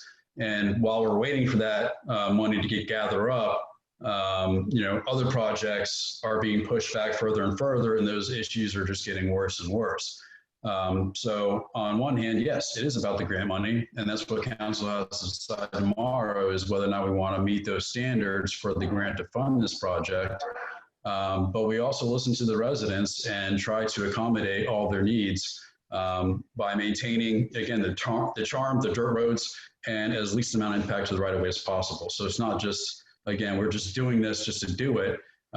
There's a need. We found the money to fund it, but there's some, issues that are tacked on to that, that fix or that grant. And with that, I'll go ahead and, did Leisha or Tom want to go first? You go, Tom. Okay, can you hear me okay? Okay. And then Mr. Hartzog, I think, is in the wings too, because he was up, but then I guess he might have left for a minute. But go ahead, Tom. Again, we're on dirt roads, not Butler and 7th, but. Well, I think we are on Butler and 7th, aren't we? I mean, that's all we're talking about. No, we're doing overall. I think Christina was talking about overall as far as the townwide, because I think we have 50 people that are on the Zoom meeting right now. And the purpose of the Zoom meeting was to, talk about. Okay, I got you. And then move into Butler and 7th, because I have Butler and 7th next, and that's why I have this slide right now. Okay, I understand. Thank you. So yeah, this is more of a broad question then. The picture you showed of the grass 14-foot swale, which did not include the 6-foot, well, swale or ditch or whatever, but you showed a picture of 14 feet, and that did not even include the 6 foot of right-of-way. That is about as cookie cutter as you can get. I don't know what would be more cookie cutter than that. It was a 14-foot swale ditch with a sidewalk and a paved street. And I know we're not doing paved, but to answer everybody's question, in front of my house from Forest all the way down to Butler is a 20-foot grass area. So they did make some considerations for the trees, and I really do appreciate that. And I'm sure other people do too. But if you want to drive down my street now and see what it looks like, and it does handle the water does not run into the lake at this point. It does divert over into forest, but beyond all that, that is 20 feet of grass that we're talking about. And Robert, you and I have talked about this in great length.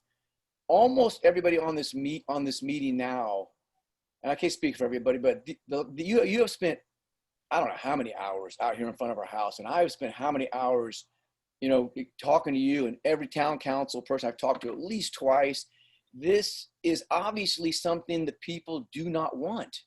This is a giant issue to a lot of people. Somebody said the other day, this is the most attended Zoom meeting we've ever had.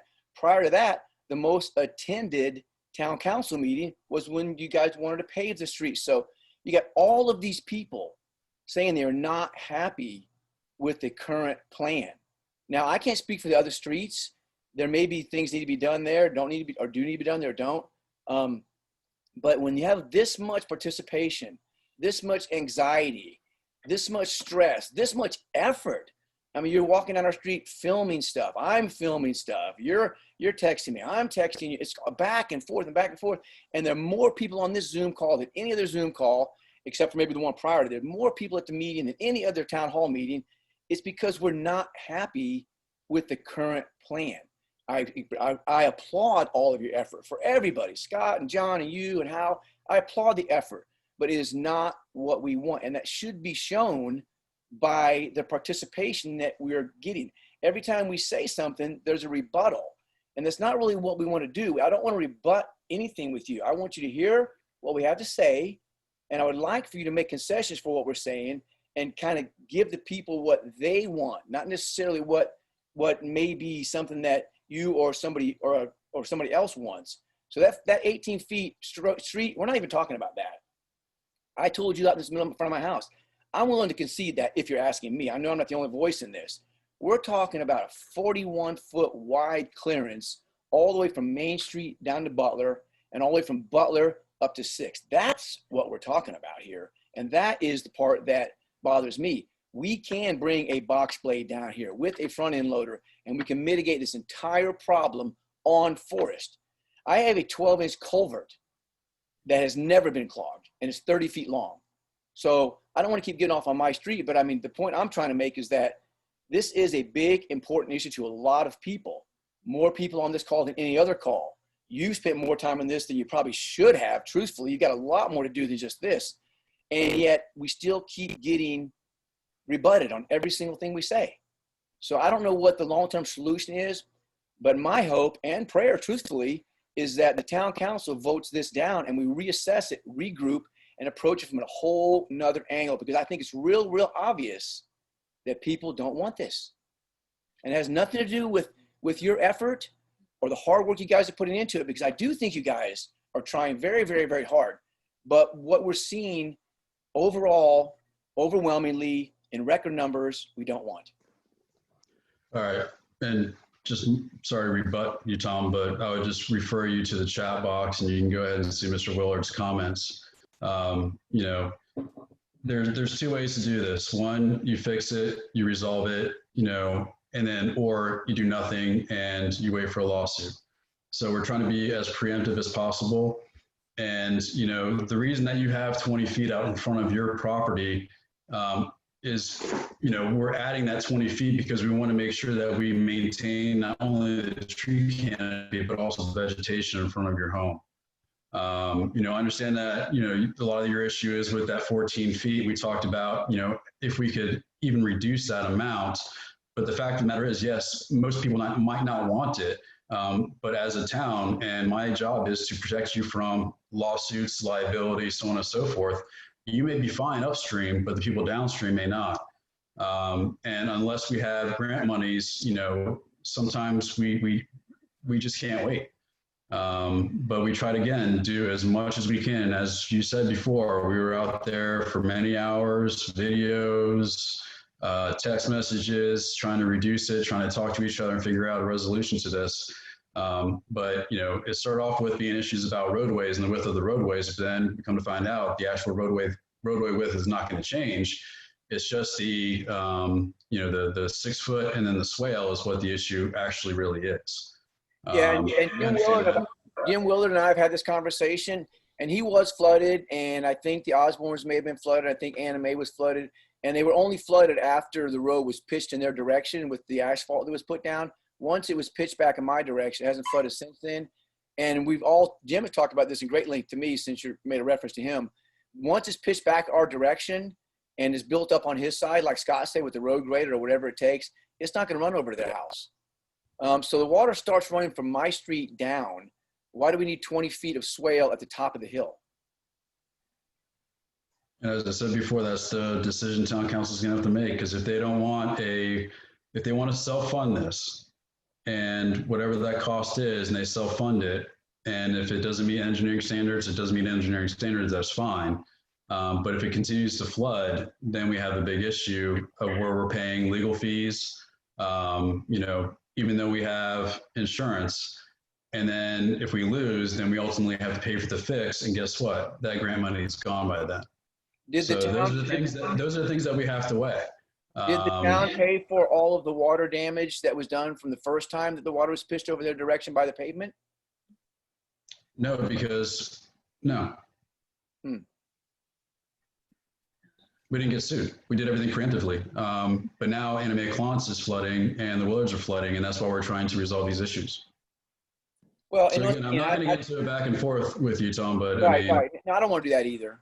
So, I mean, you have your stance where you don't like the swale system, understood. You know, we've reduced it as much as possible that we feel would not only meet minimum standards, but the way that it sways and the curves would still be aesthetically pleasing. It won't look like a freeway or a highway, which people have referred to it as. But again, you know, opinions and facts, you know, we just provide the facts as much as possible. So with that said, hold on. And again, we're trying to stay on the dirt roads. Right? Well, one last thing though. But you are still going to go forward with a 20-foot grass area from Forest down to Butler. Yes, right now, the plan is to do that. I think you wanted to ask from Forest to Butler, yes. The 20-foot, the swale system, yes. Because if we do the piping system, then again, we get into the same issue that we had in First and Forest, and then it's 10.5 feet, and you're only saving 3.5 feet, but you are increasing the cost of construction and the cost of perpetual maintenance. Now, you guys might not care about the perpetual maintenance because you live on a dirt roadway, but those that don't live on dirt roadways might have another opinion on that. So I guess one question for Hal then. if we put in a culvert instead of a swale, do we still what can the maximum distance or the minimum distance be for the grass area? All right, so for the 6-foot shoulder, it's really, the 6-foot shoulder is really needed for two things. Florida Green Book requires that you have a 6-foot shoulder when it's next to a swale. So from a safety standpoint, the Florida Green Book, which you don't have to follow, but as an engineer, I have to hang my hat on guidelines, sound engineering judgment, and I have to design to some level of standard of care, as another engineer would who practices in a similar area as I do. So the 6-foot is a Florida Green Book guideline requirement in order to allow for a safe recovery area. But in this case, it's also being used for installation of the water line, which is a desire that I believe that the town has. So the 6-foot shoulder is something that we need if we're going to design this road to a standard guideline. Now, the 14-foot swale area, which will be grass, is based upon, now you have to remember, we took 2 ditches and we reduced it down to 1 and we minimized the footprint as much as possible. Now that 14-foot is a maximum width, and this is a study phase. So in the final design, it could be a little bit narrower, but the 14 feet is a maximum, and that's based upon a 1.5-foot depth, as Robert has stated. Now, just because you put ditch bottom inlets down, it doesn't solve your problem unless you grade a swale that can drain to those inlets. And that's the problem that you're having over on Forest and First. Now, we wouldn't recommend anything less than a 1-foot swale, because something less than that just gets gets overgrown and it's hard for public works to maintain. So with a 1-foot swale and with a 1 to 4 front slope and the same type of width and a back slope, you're looking at 10.5 feet. So you could add inlets, you could add pipes, and you would shallow that swale by about 1 foot, half a foot. And that 14-foot area, which you have concern over, would go down to about 10.5 feet. So you'd save about 3.5 foot of grass area.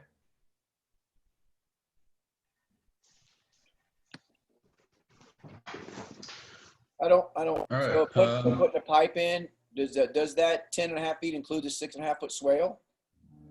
I'm sorry, 6.5 foot. Yeah. Whatever. Yeah, shoulder. Yeah, the 6-foot shoulder is not intended for drainage.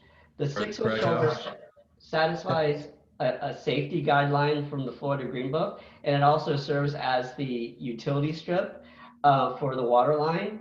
Now that 6-foot is minimal for a utility strip, because if you design a small line on Orange County, let's say you're designing like a 6-inch line, you need a 10-foot utility strip minimum for Orange County. If you go up to like a 12-inch line, you're talking about a 15-foot strip. So that 6-foot is a minimum. We're trying to keep it as low as possible to install that water line, but that shoulder is meant for safety per Florida Green Book and installation of the water. That is a separate discussion from the 14-foot swale. That 14-foot swale could be reduced down to approximately 10 feet if we add inlets and piping. So if you put a pipe underground, you still have to have 10 feet of grass above it?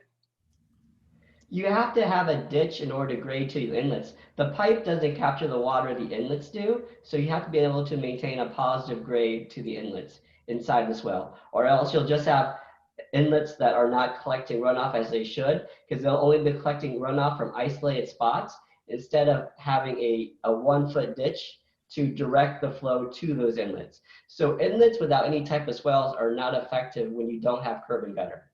Okay. So you only have to have the 10 foot right where the inlet is, not the full length of the pipe. You have to have the 10 foot to grade to the inlet. So that could be it's not just isolate incident. It's like if you want to convey a whole block of runoff to eventually down to the retention area in Windermere Park, you would have to grade a swale. At the beginning, at the high point, it could be a little less than 10. And then as you accumulate more runoff, it would be closer to 10. So it could vary, but you'll always have to have a swale to convey that runoff. We just don't want to tell you the minimum of the swale and then go over that, because that would make everybody really upset. So the numbers that we're giving you are the maximum numbers. 14 feet for relatively no pipes and inlets, and about 10 feet if you want to start adding ditch bottom inlets, every few hundred feet. Okay, thank you, Hal. You're welcome. All right. Thank you. Anna Mae? Hi, Robert. Can you hear me? Yes, ma'am. Okay. I had to drop off the call. We've had a family emergency, so I can come back on for a little while. I think, I think several people know that I live at the bottom of Butler Street, right before Fernwood Park, and water flows downhill, and it flows into my yard. I've lived at my address for 33 years, and drainage has always been an issue. It's rutted out our road. It has come down my shared driveway that I share with the Teglers, and then flows into my yard. And then at some point, and I believe it was it was after the asphalt was added to the road, it got worse, and it started coming over my side property. I think a lot of people have seen the video of the water coming in front of my steps, flowing fast. It will fill up my garage, trip my breakers. My pavers have been affected. I end up with my own personal swale taking Butler Street's water. So I have a lakefront, and I'm worried about my foundation. I'm worried about my home. And I think my comment is I want to be sensitive to everybody's thoughts and feelings about this project. But at the end of the day, this needs to be addressed. For me, it is not an option to say do nothing and allow me to keep taking this water. I don't think it's fair at all. And I don't know what else to say about it. I like our dirt roads. Everyone knows I like things just the way they are. But we've got a big problem and it needs to be solved. I'm not an engineer. And if you, if you can find a way to do this and, keep everybody happy, I would love that. But at the end of the day, this issue needs to be solved. It is simply unfair to me and to the Willards. I think that's pretty much sums up my comments. All right. Thank you, Anna Mae. I know I had some other people that wanted to speak. Scott, I guess you're back. Scott Hartog. Do you still wish to comment? If you do, go ahead and unmute. Yeah, can you guys hear me? Yes, sir. We're still not on the Butler specific stuff, right? I think No, we're not on the Butler. I think my question will be better in the Butler specific. Okay, I can hold off. Leisha, are you talking Butler and 7th or overall dirt? Sure. So I guess so, Robert. So I think what you're not hearing is we're not asking you not to do anything at all. We're definitely not asking that. We're asking, what I'm wanting is you guys maintain the roads that we have like we're supposed to, and fix the problems that we know we have. I don't think we need to step to that aggressive of a plan when we haven't done anything.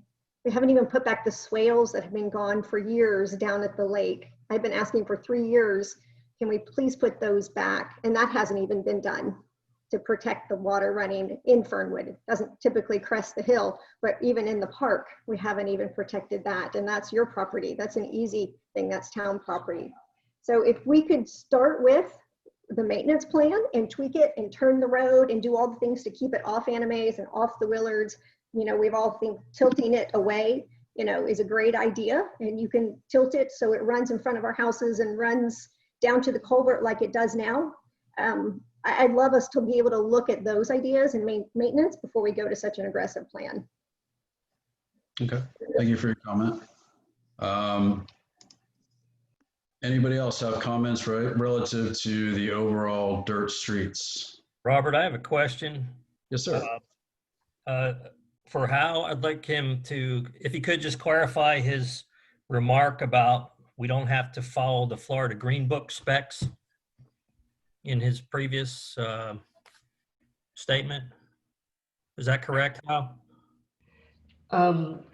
So as an engineer, I have, and working within public right of way, I have to follow, I have to either follow the DOT standards, the Green Book, or if the Town of Windermere has a Muni code, I can follow that. I did look at the Muni code for the Town of Windermere, and it was 18 feet for roads for that one. So I guess it's up to town council to, if they want to, let's say if they want to use a narrow width, they'd have to grant a variance for that if they wanted me to design and sign and seal something like that. But there comes a point in time that if I can't meet any standard, then it would be more like, in my eyes, a maintenance project that the town would carry out and wouldn't be something that an engineer of record could sign and seal. Okay, I just wanted to clarify, because my understanding was that we had to follow the Green Book specs in order for the grant. Right. For grant funding, absolutely 100%. For the grant funding. Okay, that's what I wanted to clarify. But Bill, I think it's important to understand that the town's Muni code matches the Green Book width for standard roads. And so we've established as a town standard things that our engineers have to work against. And so we put them up against a crazy block. But, you know, Mike and I have been doing these stormwater projects all through town. And when you're not getting into whole roadway widths and all the other stuff, when we're doing stormwater improvements, we have an opportunity to make those changes. But when we have to look at the Willards getting flooding and Anime and all those people, we've got to go bigger. So it's not just necessarily us looking at those two people. What you have to do is go upstream and look at the water basin and solve the problem. And so what we've done is we've asked our engineers to say, maintain the charm, don't take down any trees, keep our roads narrow, and don't flood out the two people at the end of the road. It's freaking crazy. You know, it's an arduous task for a lot of engineers. And so then what's the next step that happens? Robert's coming out, meeting, and we're meandering roads and we're trying to figure out that. And wow, what other community does that in the way we engineer our roads? And we've been doing this for 12 years. Mike and I have been engineering these roads. The last thing we ever want to do is change the charm of our town and ruin the residents' home in front of their house. And Robert and the town and our engineers have been very diligent to say, here's our standards. Let us figure out how the standards appropriately work for each one of you residents. And that's what we've done. And when you look at the videos that Robert's done, and you look at the way we're modifying the plans appropriately to make sure we're maintaining the charm, protecting our lakes, and not flooding the Willards and Anime on this particular instance, that's the equation that we do in every design that we work on. And so it's not this, we're coming in, taking 60 foot of right away, blowing and going. You know, there's no other community that does this. And so it's a huge testament to Robert tonight, a huge testament to our engineers of record, and a huge testament to those that are involved in the process, town council, our mayor, and everybody else, to make sure that we are being diligent to our residents. And I think that that's important for everybody that's on this call to understand. The only reason we're on this Zoom call is because we care and because we want to maintain a charm in our town. And in addition to that, we want to maintain our lakes. And so that's where we are. And we got $3 million worth of grant money, and we got to figure out how we work within the confines of the grant to take advantage of this dollars. And that's the task that we put on Robert tonight. And that's the task we put on all of our residents. And when you have Willard at the end of the street, and Tom, you and I've worked together all day, and you're at the top of the street, how do we all work together to make sure that we have all of this stuff that is just, you know, good for our town? When you guys bring in $3 million to our town, we could never do this. We'd be 30 years out in a CIP, a capital improvement plan, to be able to do this work that we're talking about doing. So, you know, let's not talk about a foot widening road. Let's, you know, and to understand that we're going to design swales that maintain trees, and we're going to take all that into account. And I think it's important for the residents to know that we have town staff that understands that. We have a town council that understands that, and we have engineers that understand that, but we still have to maintain standards, minimal standards, to make sure that we're following the letter of the law and we're following the grant. Yeah, but Bill indicated the only reason we have to adhere to those standards is to keep that grant money. And that's why we're bringing it to town council tomorrow night, because if you don't want to meet those minimal standards, again, we still want to maintain a good relationship with those that are giving us this grant and give them enough time to give another jurisdiction the money so they can use that grant, those grant funds for whatever stormwater projects that they have in line. Because again, we've been working on this for several years prior to Irma to get on that priority list. And I think we had at least 9 projects on there because, we don't have the money to fund these fixes, but for those grant monies, unless we want to self-fund them, and then directly tap into our assessments. Anybody else? I know Paul has was that it? Councilmember Martini? Sorry. Yes, thank you, John and Robert and Hal. I was just trying to clarify that because my understanding was that we had to follow the Green Book. And when Hal said that we don't have to follow the Green Book, I want to make sure there's no misunderstanding for myself or for anybody else that's on the call. So thank you. Yeah, any self-funded, we don't have to follow the Green Book. We can do any standard that we want. Paul, I feel like I'm doing a phone-in show or a podcast, but Paul, you're on the line. Okay, you got me? Yes, sir. Okay. When will Windermere get the funds once we do jump through all these hoops? We submit a design to FEMA for approval. That is the first deliverable. And then after that, we receive the funds. It's all reimbursable. So you hit a milestone, you get reimbursed. What's the date on it though? Do you have any idea when the days and all that is? Don't know the exact date of when we get the construction because we're actually right now asking for, well, I know on West 2nd Avenue, we're asking for an extension because Orange County Utilities is involved and that typically delays a project by a couple of months. Yeah. But the same would be true for this one where we would hope to have a design completed by December, bid out, and probably construction by summer of 2021. Okay, next question real quick. Is this considered a non-disaster grant? What do you mean? I was sneaking around looking at the FEMA website and they have a thing called a non-disaster grant. And I don't know if that's what the grant is that we're getting. This is directly funded by FEMA for the negative impacts caused by Hurricane Irma. So just for clarification, so this is actually, it is associated with the hurricane. You cannot get this funding unless you're impacted by the hurricane for the LMS. Okay, next question real quick. We've talked about the Fernwood Park retention area. Can't a lot of the water that's coming down 7th be routed into that retention area that's going to be at Fernwood Park? Yes. Yes, we're going to be widening that and then actually make it into a, rain garden? Yes, so that's one of the options for a rain garden.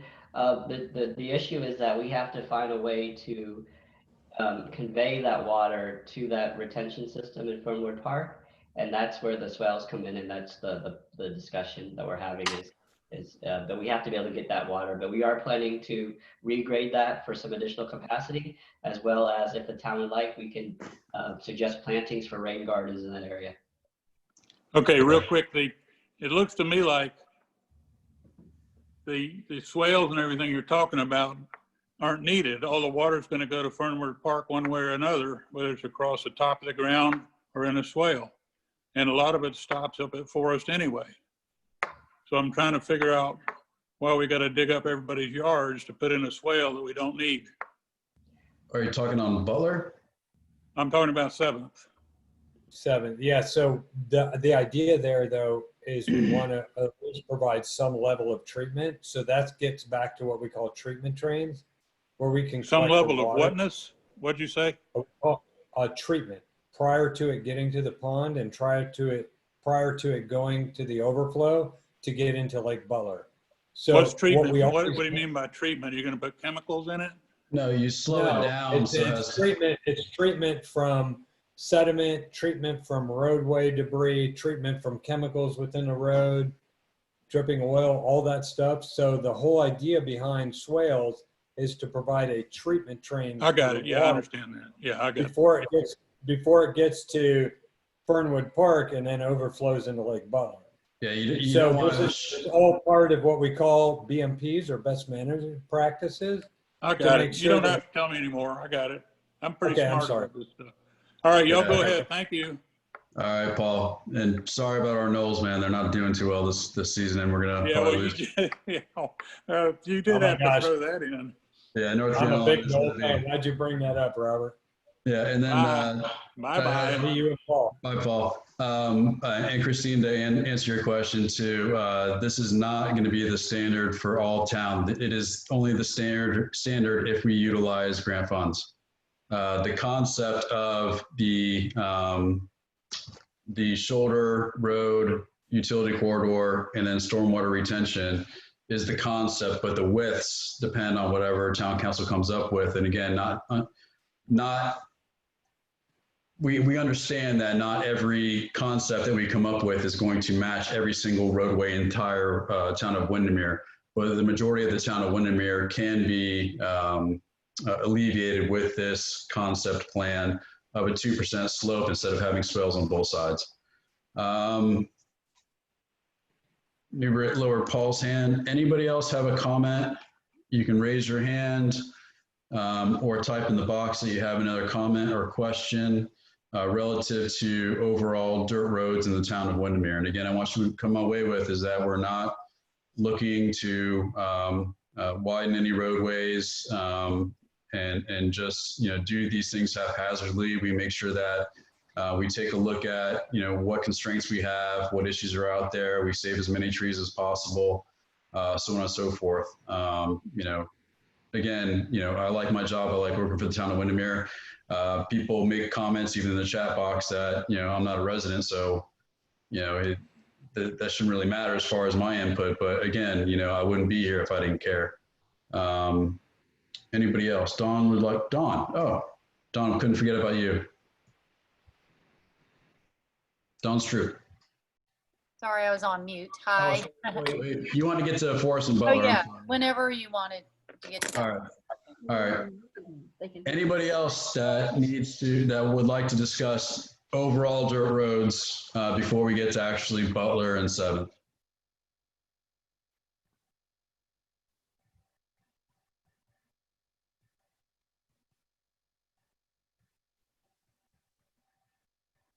So let's read a question. Anybody else in the overall dirt? Okay. Now's a good time. If you want to stick around for Butler and 7th, so be it. If not, have a great evening. I think we still have 43 people on here right now. So let's go ahead and move over to, and the only reason I showed this one for Tom was, I can look all around town for trying to look for a 14-foot and a 6-foot, but this is the easiest one that's close by so people can actually see what a 14-foot swale, what the slope would actually look like. Looks like we have 2 people that just jumped up. Joan Foglia. Hi, everyone. Robert, I just wanted to know if on Tom's property with the swales, if we would be able to re-landscape similar to what they have now instead of doing like a rain garden, so they could have a very similar front yard. Well, number one, their yard's not going to change because we're not impacting their yard. And Okay. number two, no, we wouldn't be able to because you wouldn't want to put stuff within the swale system that would impede the capacity or just the functionality of that swale system. I know Hal and his team have had Mallory on, and he can go over Mallory's qualifications, but you want to make them to where they're easily maintained as much as possible. So there's no benefit to planting trees like cypress that absorb water in those areas? No. No. Okay. No, we'll see if Mallory can be on tomorrow night to expand. I saw a photo of what on the last meeting of some of the plants that she, had a photo of. Yeah, that's for the rain garden for the for Fernwood. That's the destination would be there to clean it as it perks down, right, but not as far as it's flowing down. Right. Okay, great. Thanks. Thanks, John. Mm-hmm. Judy Walker. Hi, this is Judy at 615 Butler Street. And looking at the revised plan, it looks or appears that the swell now begins in front of our house. Is that correct? All those people. Are you the last house that has that slope that goes straight to the roadway? Just north of the Millers. Yes, yes. You guys are the first ones that get the swell. We have a drain field and a septic tank in our front yard, and we're wondering how a swell will impact that. Good question. Thank you, Joan. That was a good question. Hal? Yeah, so, I mean, as long as your drain field and your septic are within your property and not into the right of way, it should not negatively impact those systems. Well, the drain field was redone probably 25 years ago, and I have no idea if it was kept within the property or if it goes into the other area or not. Is that, how would we determine that? Well, yeah. How can I mention something? So yeah, Rich also works with me. He knows more about drain field, so he can definitely talk to that. Yeah. So what happened is during the design phase, we'll have subsurface engineering to doing test holes all along the corridor. So where we're going to identify anything that will be in conflict with either physical conflict or elevations that could potentially contaminate any kind of surface water conveyance systems to our outfall. So that's part of the design, and we will, we have, identified already, where, we want to do those test holes and subsurface scanning. But we will be, that's just always part of all the drainage design, the conveyance, the depth of the ditch, the invert, compared to any potential inflows or outflows in adjacent properties. For example, if there was a yard drain, that elevation of the ditch is key to be able to not to plug that or be above that yard drain, and also in any kind of septic tanks adjacent to the right of way. So that's part of the design that we consider. Yeah, and another thing too is that if you construct something within the right of way without a right of way use agreement, it is up to you to remove that item. And also, if you have filled in your swale systems, or if you're not taking care of the 1-inch runoff from your home, you'll be subject to code enforcement as well. Because it's not fair for others that are adhering to the code while others don't, and they're dumping their stormwater onto any roadway. So Wade Trim is on the line too right now. So they're looking at all the projects that we currently have in the works, and they're going along and seeing who still is maintaining their own 1-inch and who is not. And whoever is not is going to be under code enforcement. Now, questions as far as construction, if people have irrigation within the area that we're constructing, we cap it, and we work with you on that. And then during some of these projects also, when I talked to Alicia, she was unaware that we actually, for the driveways, those are concrete driveways. And it'll have the culvert underneath those driveways. And we take care of that, and we take care of your mailbox, and we work with you as far as landscaping.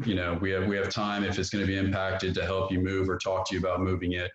But again, with this Butler and 7th project, only 2 trees definitely need to come out and 1 tree possibly. Well, I guess that's not good news for us, though. Yeah, I mean, when you take a look at it and stand on Butler and look north, you know, even standing on Leisha's property, you can see the 3 properties north of your property and the 2 north of you. You can see that it's directly like this, and it's dumping a lot of the stormwater. Actually, from the videos that not only I took, I know Leisha was out there on Friday's storm. It shows a lot of stormwater coming off those properties into the street, and that sheet flow is pretty fast.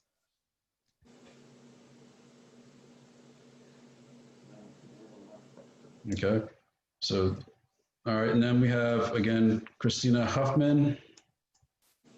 Yes, I had a question in regards to Butler and 7th. I know our neighbor said that they had been flooded, that they had always had a lot of water running by, but it wasn't until the asphalt shavings or asphalt was added to the road that their house actually was flooded. And so if we take off the table, let's just say there is no grant. Let's just say that that doesn't even exist. What as a town would we be doing for those neighbors? Because of course they don't deserve to be flooded and it deserves to be fixed. Let's just say there's not a grant in existence. What would we be doing to help solve their problem? And have we done anything to try and solve their problem, forgetting about the grant? Is there anything that we've done, or what would we do if a grant didn't exist? Well, I can answer if the grant didn't exist and there's still issues, then I would still retain the services from an engineer on trying to fix the issue. We've gone down that route where we haven't had an engineer design a fix. Now, everybody, you know, has their own idea of how to fix a problem. But, you know, I would rather have somebody to where they're an expert in the field go ahead and design something that's defensible in case we do get sued, and that we know would be professionally done. So I would retain the services of an engineer, and then we would pay for that fix. So you pay for the design and the fix. As to what have we done since the aggregate was put on there when we did the Park Avenue project, or if there was flooding prior to that, I have talked to like Travis. He has said that, you know, that area has been flooded prior to the aggregate being on there. But, you know, as far as what have we done lately to help solve the issue, I will leave that to both John and Scott. Yeah, and so I think it's important, Christine, whereas we've, you know, over elevated the curve of that road, and I think, you know, and Jim's on the line tonight. Jim, you and I've had many conversations, you know, where we've tried to fix it as a temporary fix. The biggest issue is we're not solving the bigger problem, which is the water basin. So we have 2 outlets to Anna Mae's location and to Jim's location, but what we're not solving is the dilemma and the solve to like Butler. And so what we have to do is look at a bigger issue and solve that from an engineering perspective. And how do we treat the water basin? Not necessarily 2 minor outlets that are a problem. And so the town has come in, they've over elevated the curve there to try and stop it, but it hasn't really stopped it completely. And so what we're doing is trying to take it and look at in a bigger picture to solve that problem and protect the lakes. So Okay, I hope that.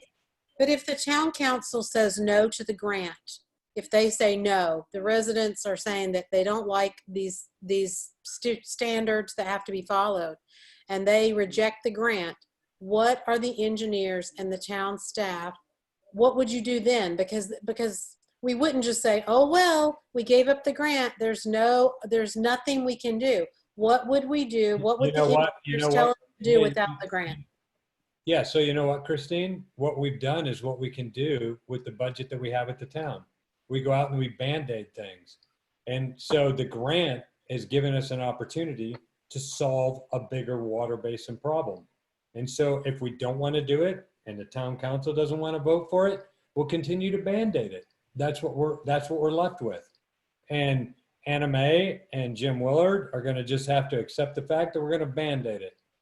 Yeah, just That's so our people, answer. and so just so people have, a little context of, what we're dealing with. This is from Friday.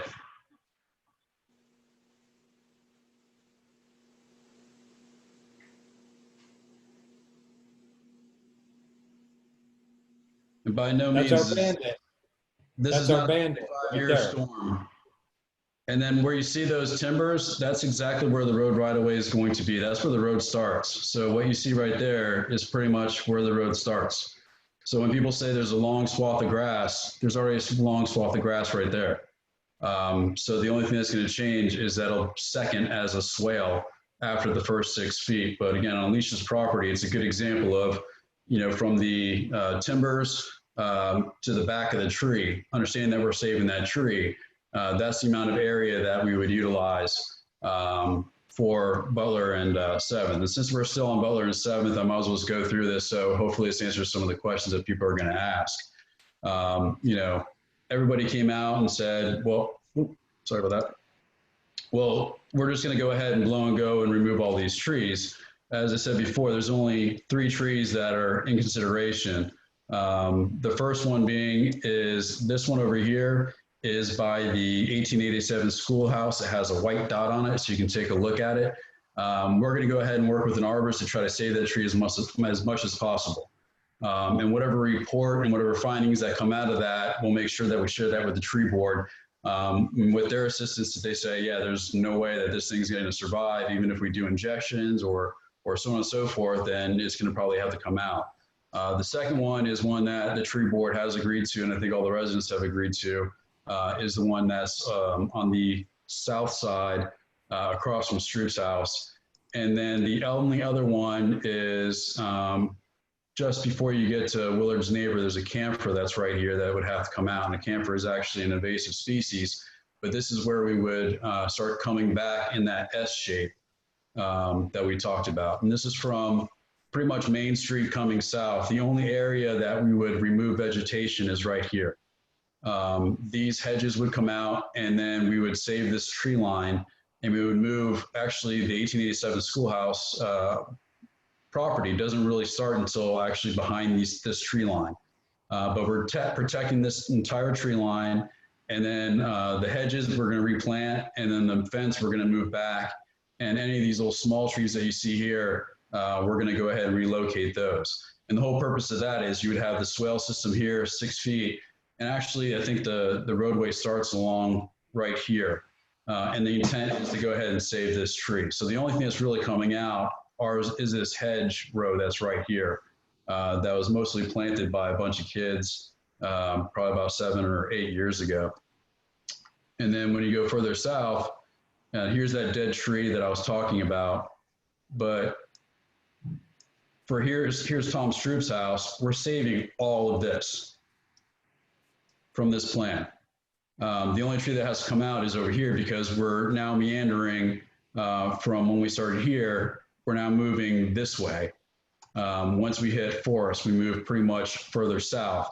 And this will be a 14-foot linear swale system to catch the water that's coming off of forest. Now there'll be a structure here that would go across to this swale, and we want to make sure that the swales are on the same side so it's easier to maintain. But all this canopy that you see in here all stays. The only thing that goes is this tree right here that everybody agrees to is dead. And unfortunately, Tom, just lost a branch there, and no, I didn't put any hex or voodoo on you, so I apologize for that. And then, again, when you look at this way coming up, way down here, and if you see the videos, which are a part of this presentation, if you've seen them, great. If not, you get to see them again. But the hedgerow that's way over here is the only thing that's going. We maintain all this canopy that you see in here. So when people say that you're losing all the canopy, that's not true. We're going to put more grass. It's going to be probably coming out to here, and then the roadway width would come out to about probably right here. So this would be roadway, so you're pushing it over a little bit, and then you have that 3 feet. And a good way to pick out where the 3 feet is going to be is because we want to save this tree, and that's why we're meandering back over this way towards Tom's house, over this way. So that finishes off that S shape when we move over here. And as you can see, here's an existing swale system. The swale system would start at or around right here and come all the way down to the structure sorry to keep moving this, to come down to this structure. Underneath all of these driveways, they'll be concreted with a culvert underneath. But here you'd have the swale system, and that 6 feet actually lines up perfectly pretty much with the edge of the right-of-way right now. And then you're 3 foot off of this tree, and as you can see, you're only a foot off of the existing dirt roadway. So when people talk about the widening of the roadways, that's not the case. We're actually maintaining pretty much the width of the roadway, but we're making sure that we save every tree as much as possible. And then on Butler Street, you can see this is actually what the street width is going to be. When you see the video, it lines up, actually reduces the actual width of the roadway by 2 feet. But when you look at the 6 feet and the grass area, it pretty much lines up with this tree right here, which is in front of the Millers. So if you use the Millers tree as an indication of where the swale starts, that's it. And where it ends is pretty much where the timbers are as well. So this still stays grass, which is what it is right now. All you have is concrete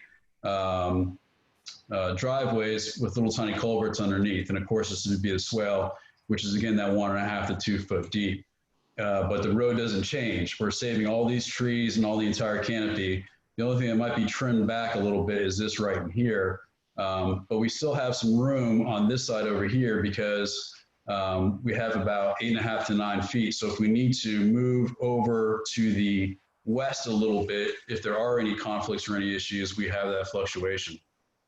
But again, as I said before, pretty much what you see like right here is grass. And that's what you're going to see all the way down, which is pretty much standard what you see from the very beginning.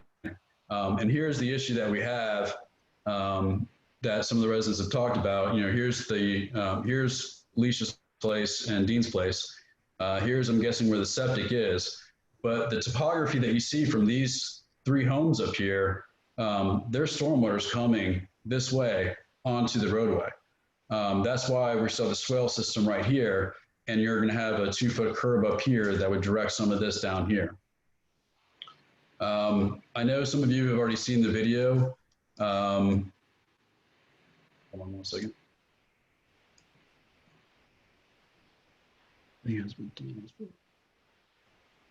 So anyway, here's a quick video for those that haven't seen it. It's probably a total of 20 to 30 minutes. So if you've seen it before, it's a great time to use a bathroom break. If you haven't, I suggest that you see it. I think it's going to answer a lot of questions and see how hard we worked on trying to maintain the look, the charm, and the feel, all while making sure that we fix the issue.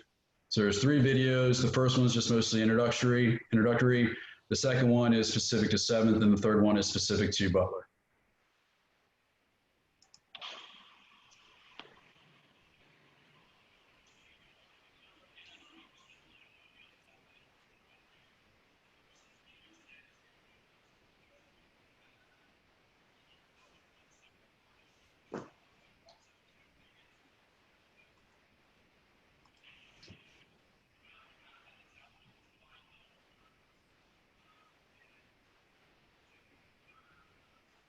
Not getting sound.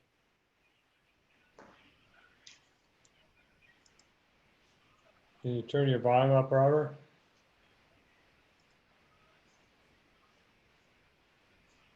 There's no sound. Oh, okay. I'm getting, somebody told me that there's no sound. I apologize for that. From what I understand, when we tested it earlier, there was sound. Let me try it one more time. If not, we do have a YouTube page. Can you hear it now or no? Okay. Well, this isn't going to work. So anyway, I'll share the link, or if somebody can share the link to the actual videos. It's a great description, even on our YouTube page, of what exactly we're doing. Yes, Town Council have seen the videos. So that was one of the questions, and the link is up there right now. So you guys can go to it and enjoy it as you see fit. But anyway, let's keep it going.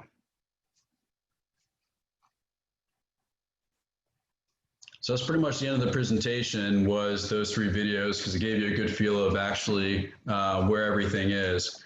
So let me stop share, and just so I can see everybody who's raising their hands and whatnot. But please go to our YouTube page, go see the videos, and you can see how we try to work with those properties and try to work with the minimum standards to alleviate the flooding issues. And with that said, I know Scott was waiting to speak, so I'll go ahead and turn it over to Scott. Scott? Hey, I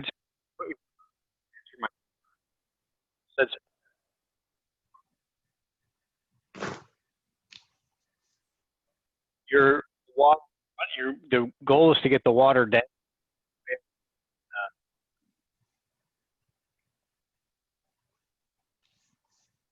Sort of.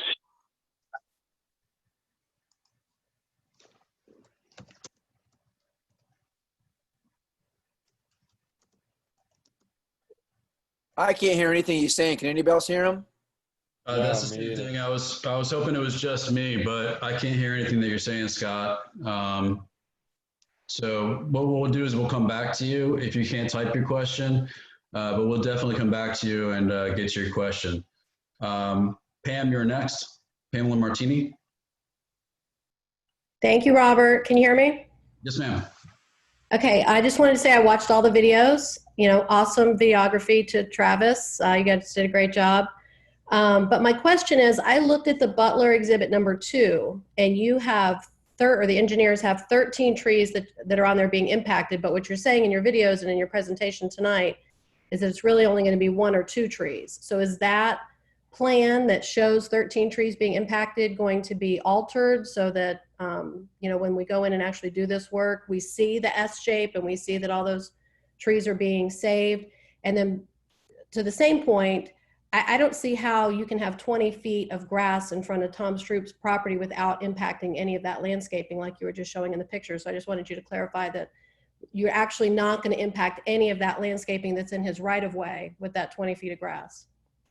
First, again, when you say within his right of way, we all know it's ours. It's just his perceived front yard. Absolutely, yes. The right of way in front of his house. Let me be clear. Yeah. The only area that we're going to impact is when we start swinging back from that S shape, so we can save that large oak next to the Willard's neighbor, is to swing it where that fence is. So it's going to impact, I think they have like 3 grouping of camphor trees on the south portion of their property where that one large culvert is. So there is an area that's going to be impacted, but I would say 90% of what the vegetation that they have in the front is not going to be disturbed. The ferns or whatever that they have in the front, if there's anything that's going to be disturbed out there, you know, again, we'll either replant it or we'll try to put whatever like kind out there.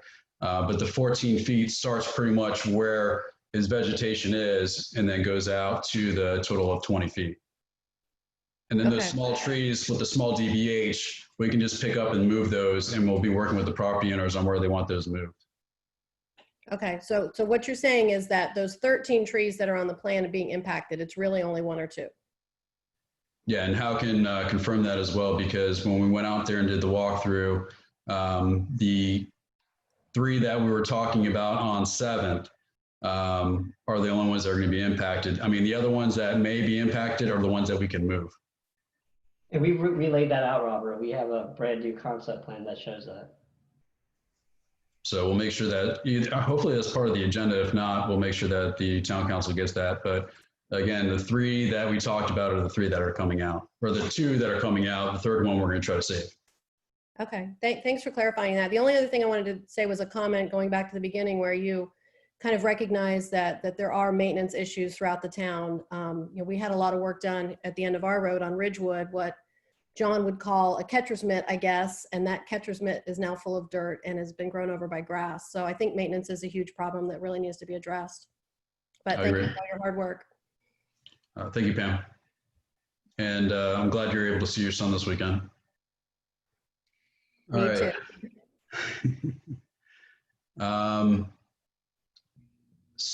Anybody else, or do you want to go back to, we'll go back to Scott and see if he has the sound worked out.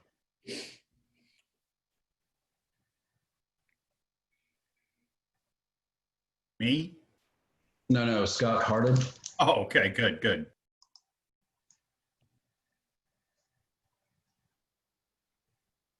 You want to try again, Scott?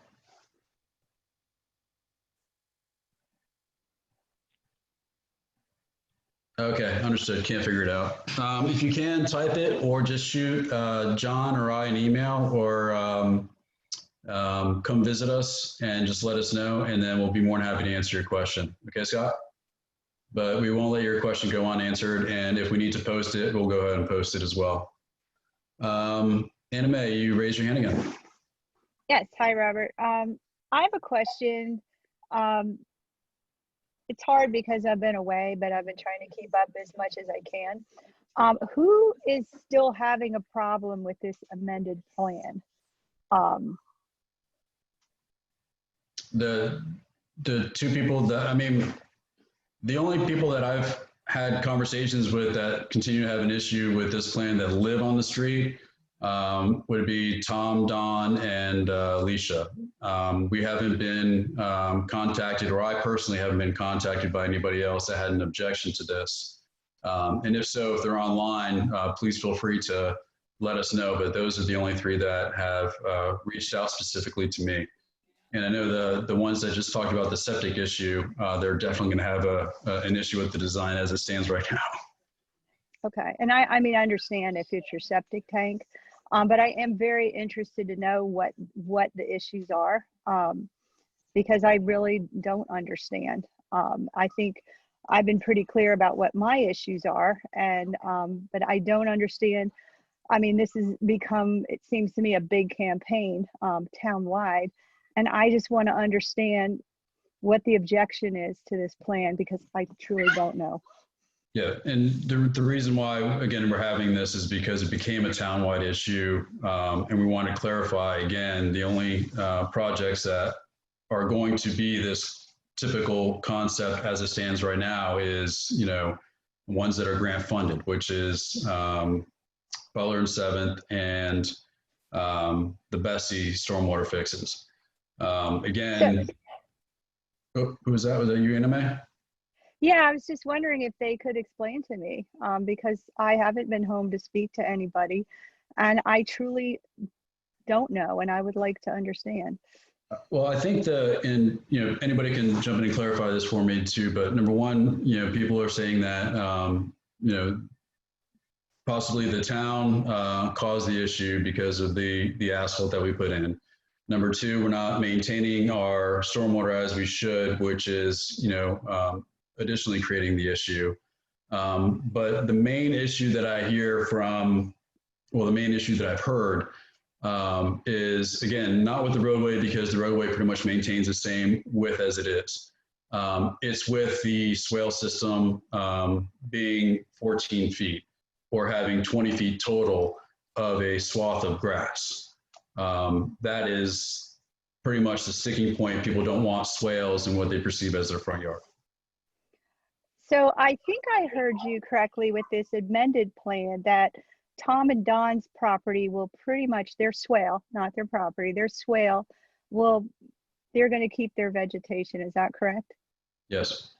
Okay, and they're up. I've been telling you the turn, and they know, and yes, they haven't objected to the turn portion because they know the need for the turn in order to save the big oak that's there in the canopy. Okay, and then the Miller's issue, I'm not clear on that as either, because it looked, when you were just explaining it, that they already have grass there, their tree is going to be saved. And so what is the specific issue with the new plan? Want me to comment, Robert? Yeah, I Okay. mean, so the issue that we're still having, I mean, we're so grateful that the trees are being saved. But the issue we're having is the 20 feet in front of our yard will be a swale. And that would be okay if it was probably just the grass, like the picture shows.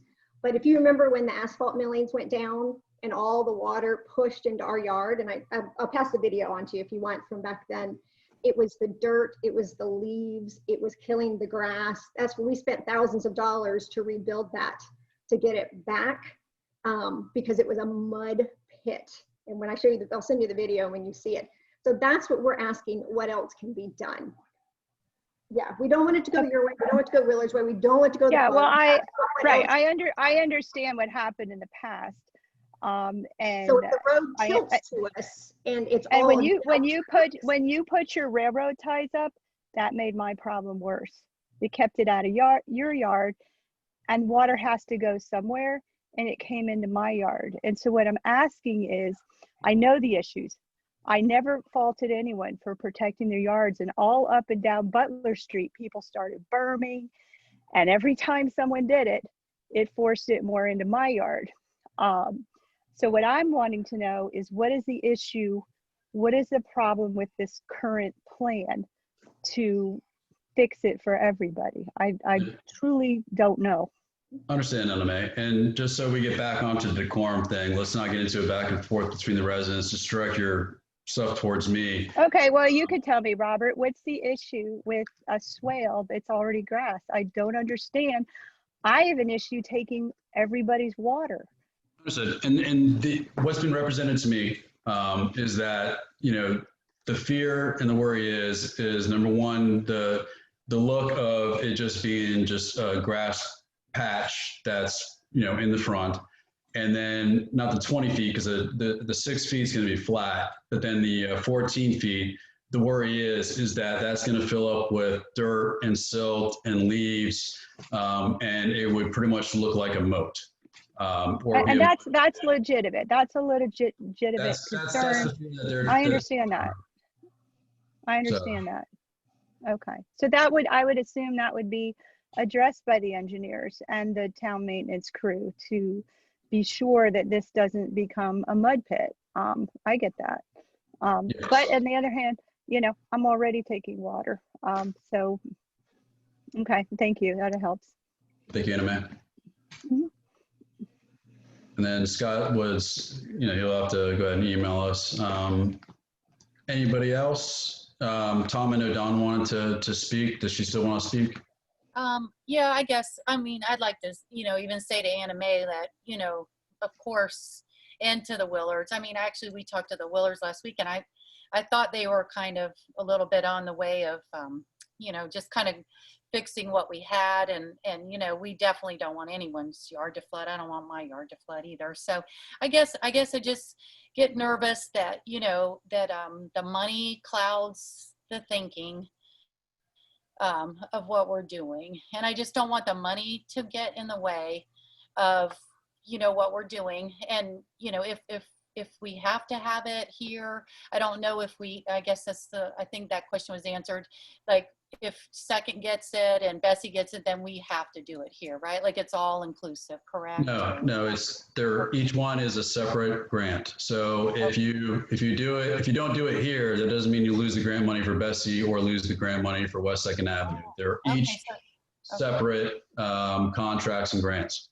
Well, that's an awesome point, because I mean, I think that's all we're saying is that, you know, just doing it, if the money wasn't involved just on our street, you know, just on 7th and Butler, can we fix it, you know, in a way back to what it was, you know, removing the pavement, you know, dipping the road down to our side, coming down into a swale system that's already there, obviously, you know, right past our road, you know, into, you know, even the culvert, like Tom said, underneath our driveway is only 12 inches. Maybe it could be a little bit bigger, you know, that kind of thing.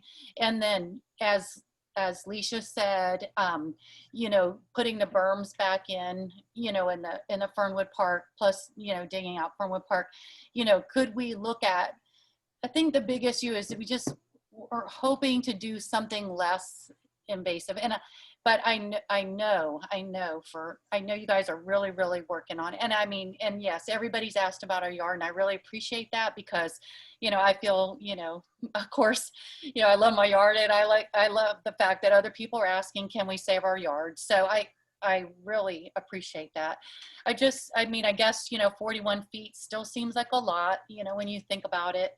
And, you know, if there was any other way to engineer, I'm not an engineer, engineer a plan that would be less, you know, that's all we're asking. So, and I, you know, maybe it could, you know, with some if there's no asphalt, if there's just dirt, if it could get down to something smaller and we could maintain it and it could go back to that, that's, that was what I wanted to bring up for questions.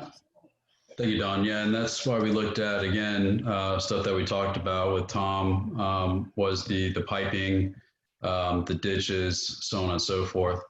And then, as you said, when you kept adding those items, berm, swales, design, again, we only have that 150. So we have to, take our time on collecting that money in order to pay for some of these projects. But, again, everybody understands the situation we're in. And, again, you can see that town council has a tough decision tomorrow, because I think from a staff's perspective, we've done all we can in order to stay within the parameters of the grant. Now it's up to the town council to determine whether they want to utilize the grant or not. So I guess I misunderstood all along then. I thought, I'm not basing this on anything other than maybe my own thought, conjecture, that if we didn't do this particular Butler and 7th, then we would lose all the grant money for all the projects. Is that not true? That's not true. No, we don't lose. We don't lose. Nobody's ever made the representation that they're all tied together. We received $3 million in grant money. West 2nd Avenue is $1 million in itself. The other $2 million is going to be split up between the Bessie Stormwater Basin project and the Butler and 7th, which is 3 different contracts. Mm-hmm. So, if we don't do one, that doesn't mean we have to get the money back for the other 2. But okay. it's just that we Yeah. have to And I guess I didn't realize that. I'm not sure that anybody I spoke to realized that either. So if that's the case, and like I've said from the very beginning, I can't speak about the other places that need this sort of water, fix, I guess. I can only speak of here. What is the budget, the federal grant money allocated for this job at Forest and Butler? I guess Mike jumped off. John? How much money is allocated for this job, John? I'm not really sure. Robert, what's Design. the budget? So, Tom, but one thing I will tell you, if we don't do it, and it's basically federally funded dollars, which are way more than we could ever afford as our town to protect our lakes, what we do is we get a stormwater pond that's built in Fernwood Park to protect our lakes. And if we don't want to have a little bit of modification to the current roads, and Robert's walked with you, walked with Dawn, walked with everybody in this town to make sure that we're maintaining the charm, we're not affecting your property, we're protecting Jim Willard, we're protecting Anna Mae, and this is grant dollars coming, and in addition to that, we're protecting the lakes. We're crazy not to do it, and so we're trying to be responsible in the design. You and I've worked together all day. I've given Dawn many conversations today to know that she doesn't have to have sleepless nights to know that everything in your front yard is going to get wiped out, because we have a town manager that's been respectful to that, to try and maintain a design and swerve roads and make all this happen. We're crazy if we give it up. That's my opinion. Yeah, I just want, I guess I just want to clarify that, because it protects Jim Willard and it protects our lakes. I guess I just want to clarify that, because that's the first I heard it, truthfully. I didn't realize that they were independent and that you could deviate from one and not deviate from the other 2 or 3. I just want to make sure that everybody else. You can, but why would we do that as a resident? Well, I can, in my opinion, I think it can be done pretty easily without doing all that, because I watch the water every day here. I do agree with Jim, of course. And Jim and I had a long discussion about this recently, and he's got a great plan.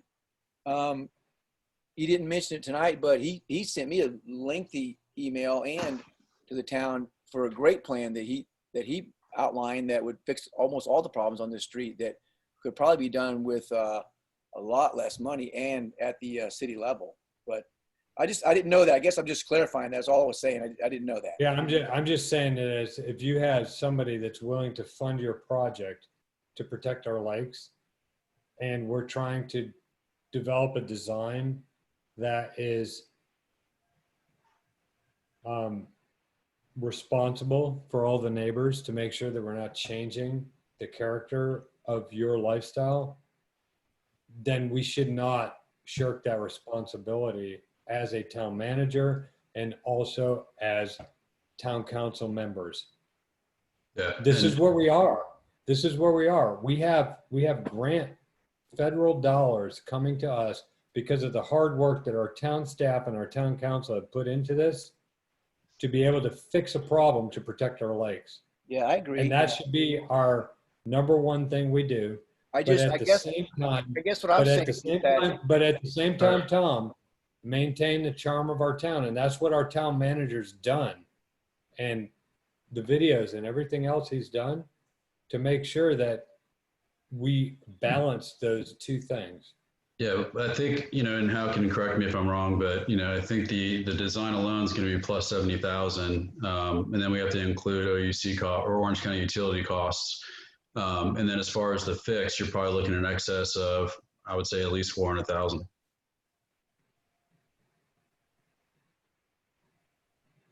Oh yeah, I mean, I can't. Numbers off the new concepts. Yeah, maybe I don't know. Maybe Jim Willard could reiterate what he said to me. I don't know. I mean, he was a lot more articulate about it than I was, but yeah. Like I said, I watch the water every day, so I didn't realize that it needed a $400,000 fix.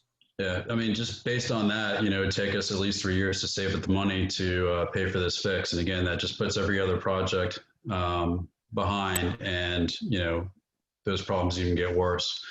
I saw Jim. The biggest issue is at the end, where all the water goes. If we don't protect the lakes, because we don't have a proper pond built and we don't have the proper storage for it before it gets to Lake Butler, then all you guys that own homes within proximity of that lake, we're destroying ourselves. We're stepping on our own feet.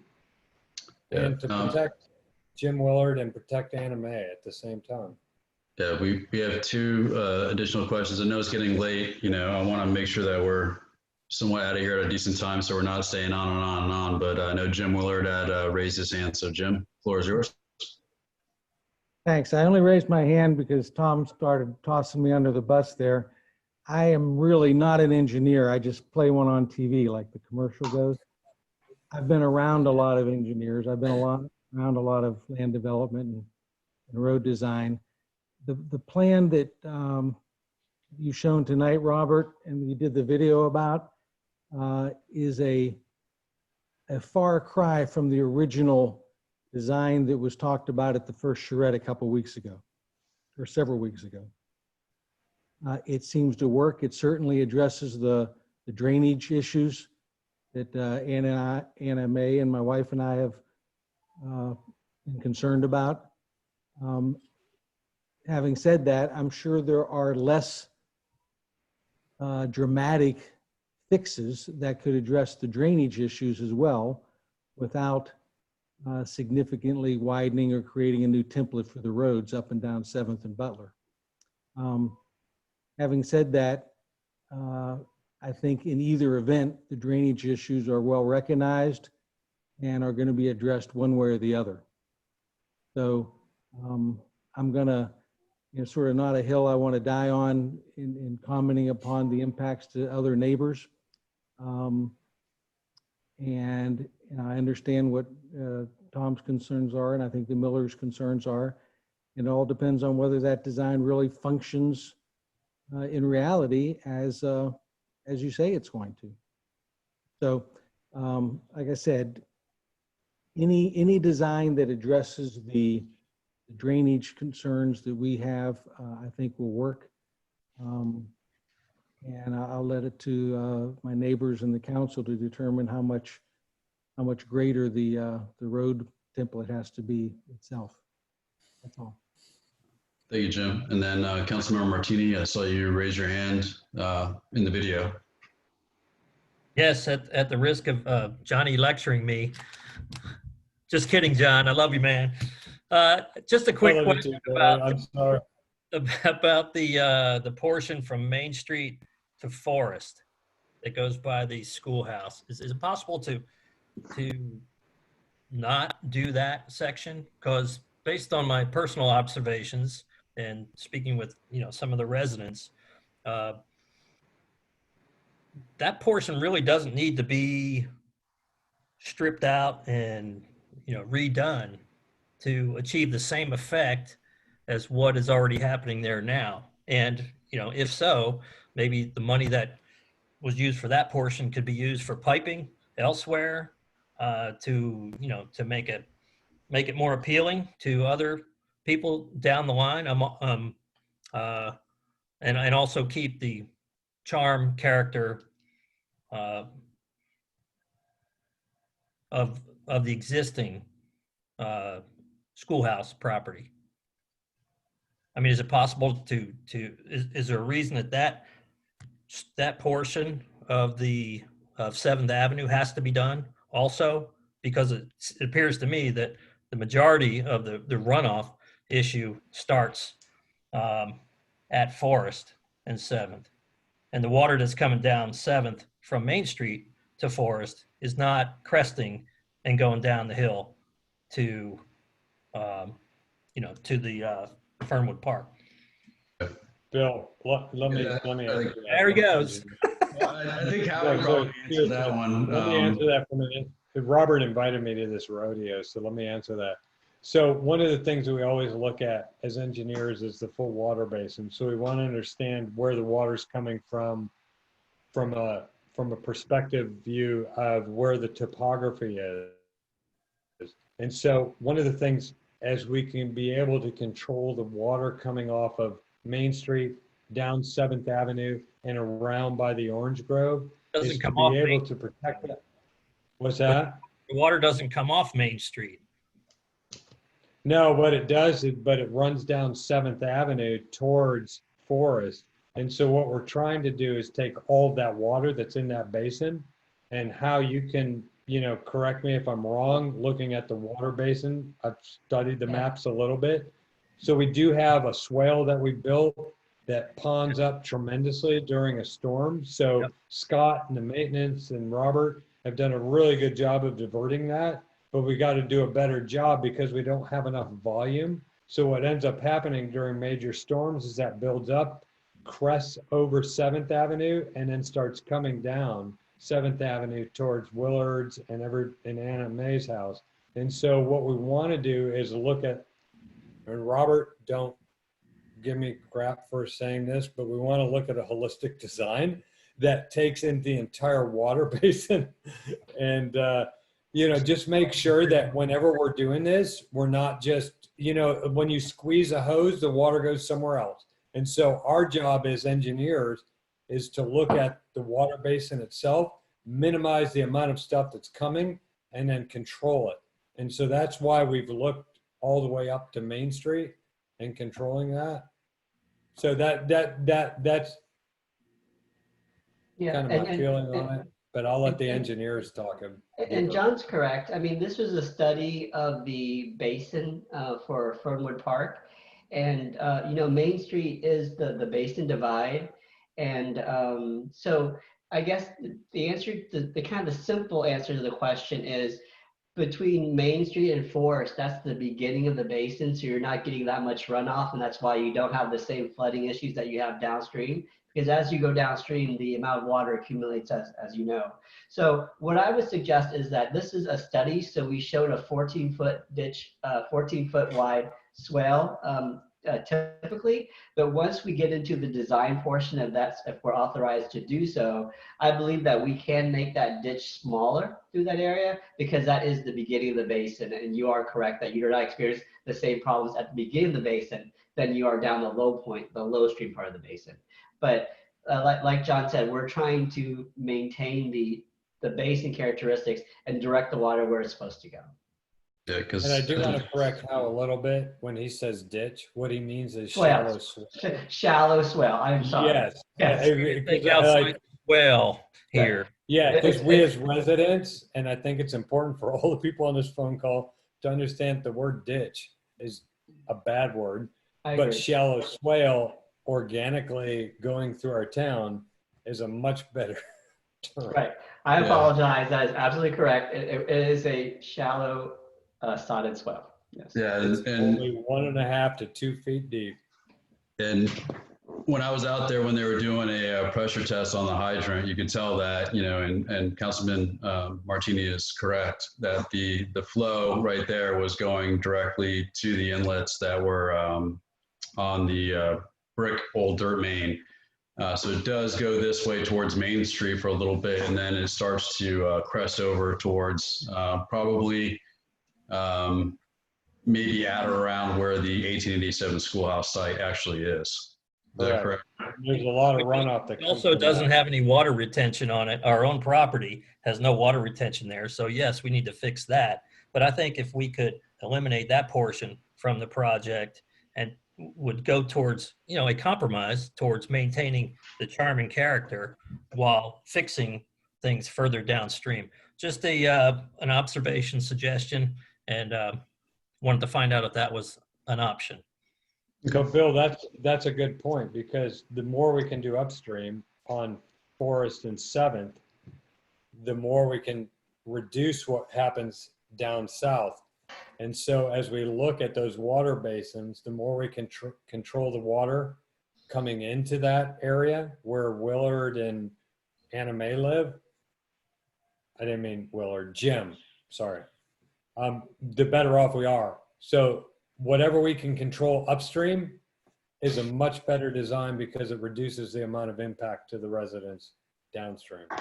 Yeah, but we'll Councilmember Martini, we will take a look at that. And as Hal said, because remember, for this IPO, it was just for concept for Forest and Butler. It wasn't the design. The design, that the only IPO for the design that they have is for First and Forest and for Old Dirt Main between 2nd and the canal and then the pedestrian bridge. But from this standpoint, we're just at a concept level.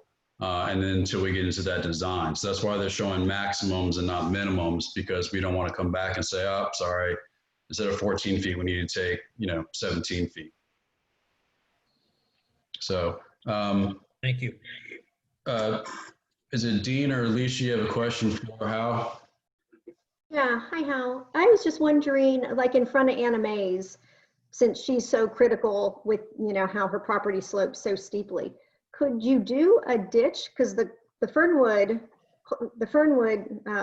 retention is right on the other side.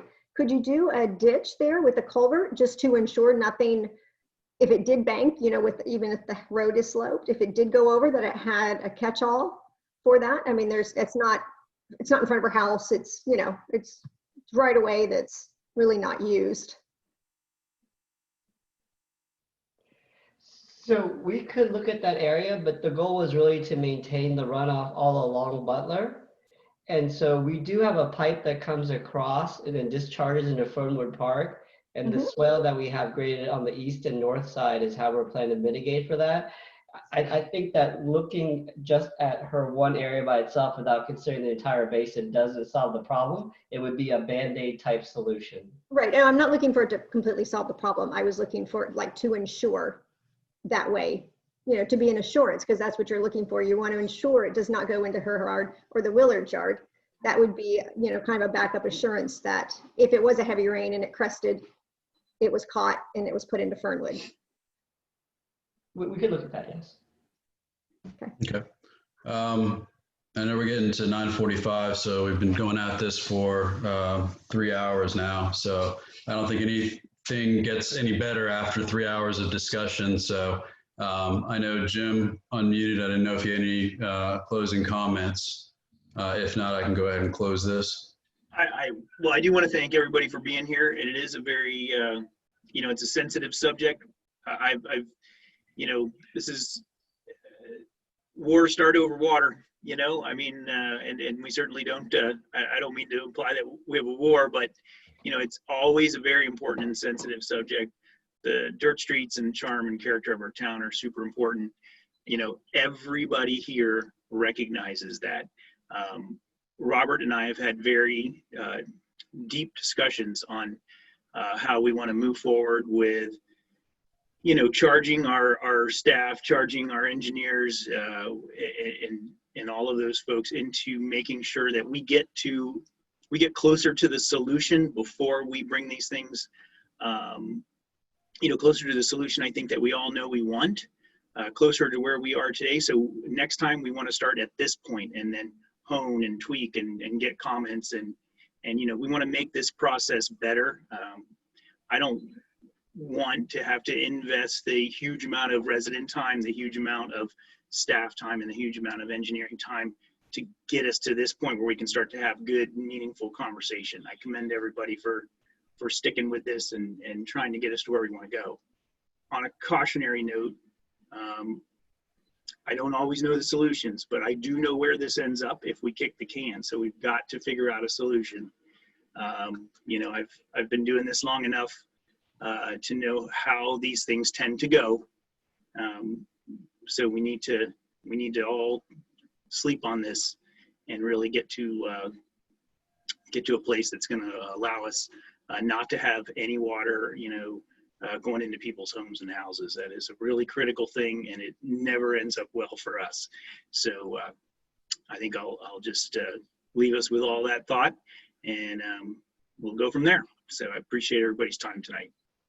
Yeah, I'll reiterate again, or I'll echo the mayor's statements. Thank you again for participating tonight, whether you live on Butler or 7th, or you live, you know, on a dirt road or a paved road.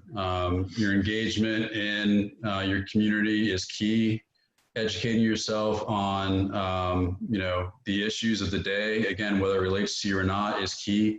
And without that information, again, things can get misunderstood, or, you know, hearsay or rumors could, you know, get out there. That's why we're trying to have as many of these meetings as possible, so we can just relay the accurate information as much as possible. This is recorded, so you can go ahead and share this once we have it posted on our YouTube channel or on Facebook tomorrow.